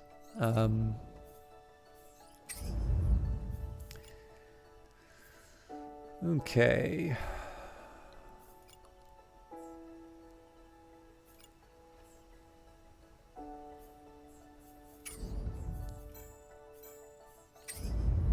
Longbow's kind of the hero mech right now, so...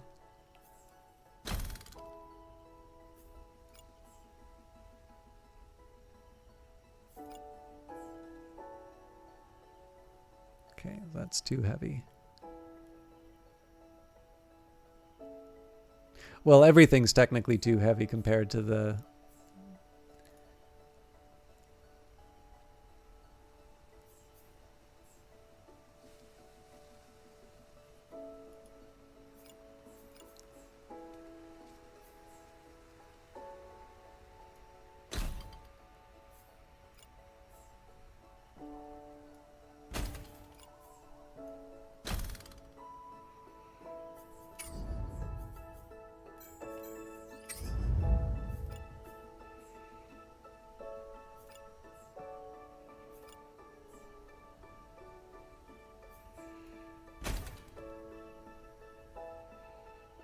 It's kind of tempting to put the heavy torso on, but I'm not quite ready to go that far.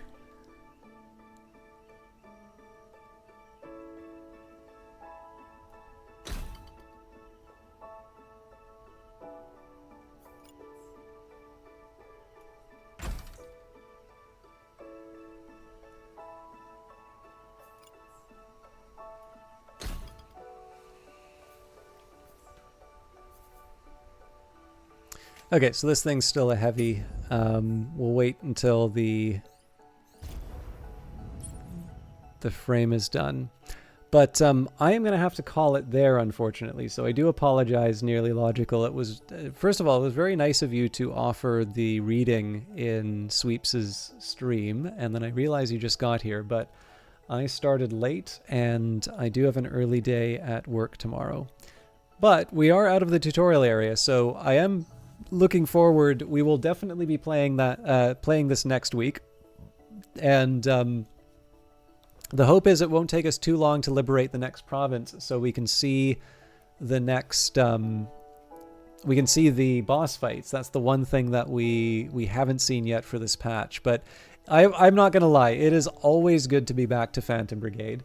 I did promise that I would share the composer's Bandcamp, so just give me a second here. I should actually maybe...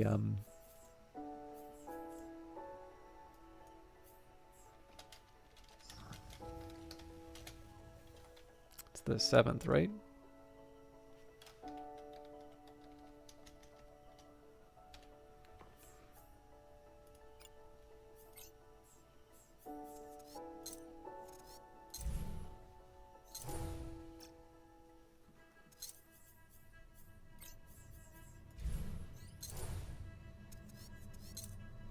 All right, I'm going to find some resources for you.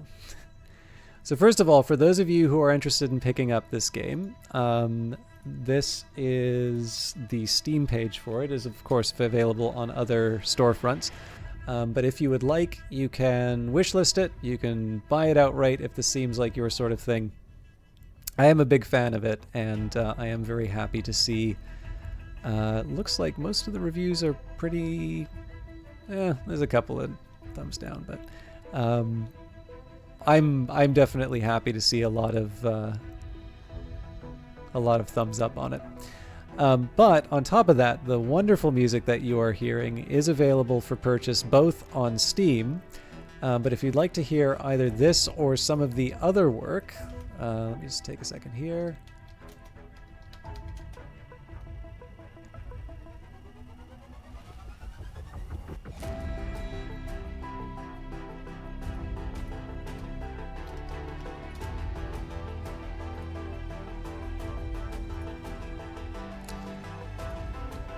That is the composer's Bandcamp page. So right now there is the Phantom Brigade original soundtrack, A Fold Apart, Aegis Defenders, The American Dream, UBC Masters and Doctoral compositions, Rocky Mountain Encounter, and Gastrobots.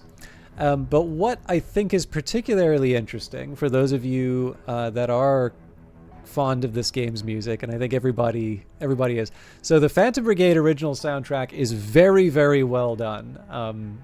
You know, one of the things that I know he worked on was sort of making all of the tracks flow together in a particular way and sort of tell a story. And I don't think I'm betraying a confidence by saying that he let me hear some of it while it was a work in progress. And one of the bits of feedback that I gave was like, I'm assuming this is intentional, but like here's kind of the arc that I see. Here's the story that I think is going on with it. And yeah, sure enough, that is exactly what that was. So that is on its own, it's one thing to have all of this beautiful music in the game. And again, if you don't use Bandcamp, I believe the main soundtrack is available I use Apple Music, but I'm assuming that it will be available on all of the other streaming sites. But for those of you that like this music, I do actually encourage you to check out the PAX East 2019 EP, because that will be an opportunity for you to hear the music as it was years prior to release. And it's not that there are there's one song that we hear in the game but doesn't actually seem to get play outside of the tutorial mission. But what's really interesting is that some of my favorites I get to hear in an earlier version, and there's still that core that's really fun to listen to. But it's also really interesting to sort of hear how the music has sort of changed from those early versions to the current one.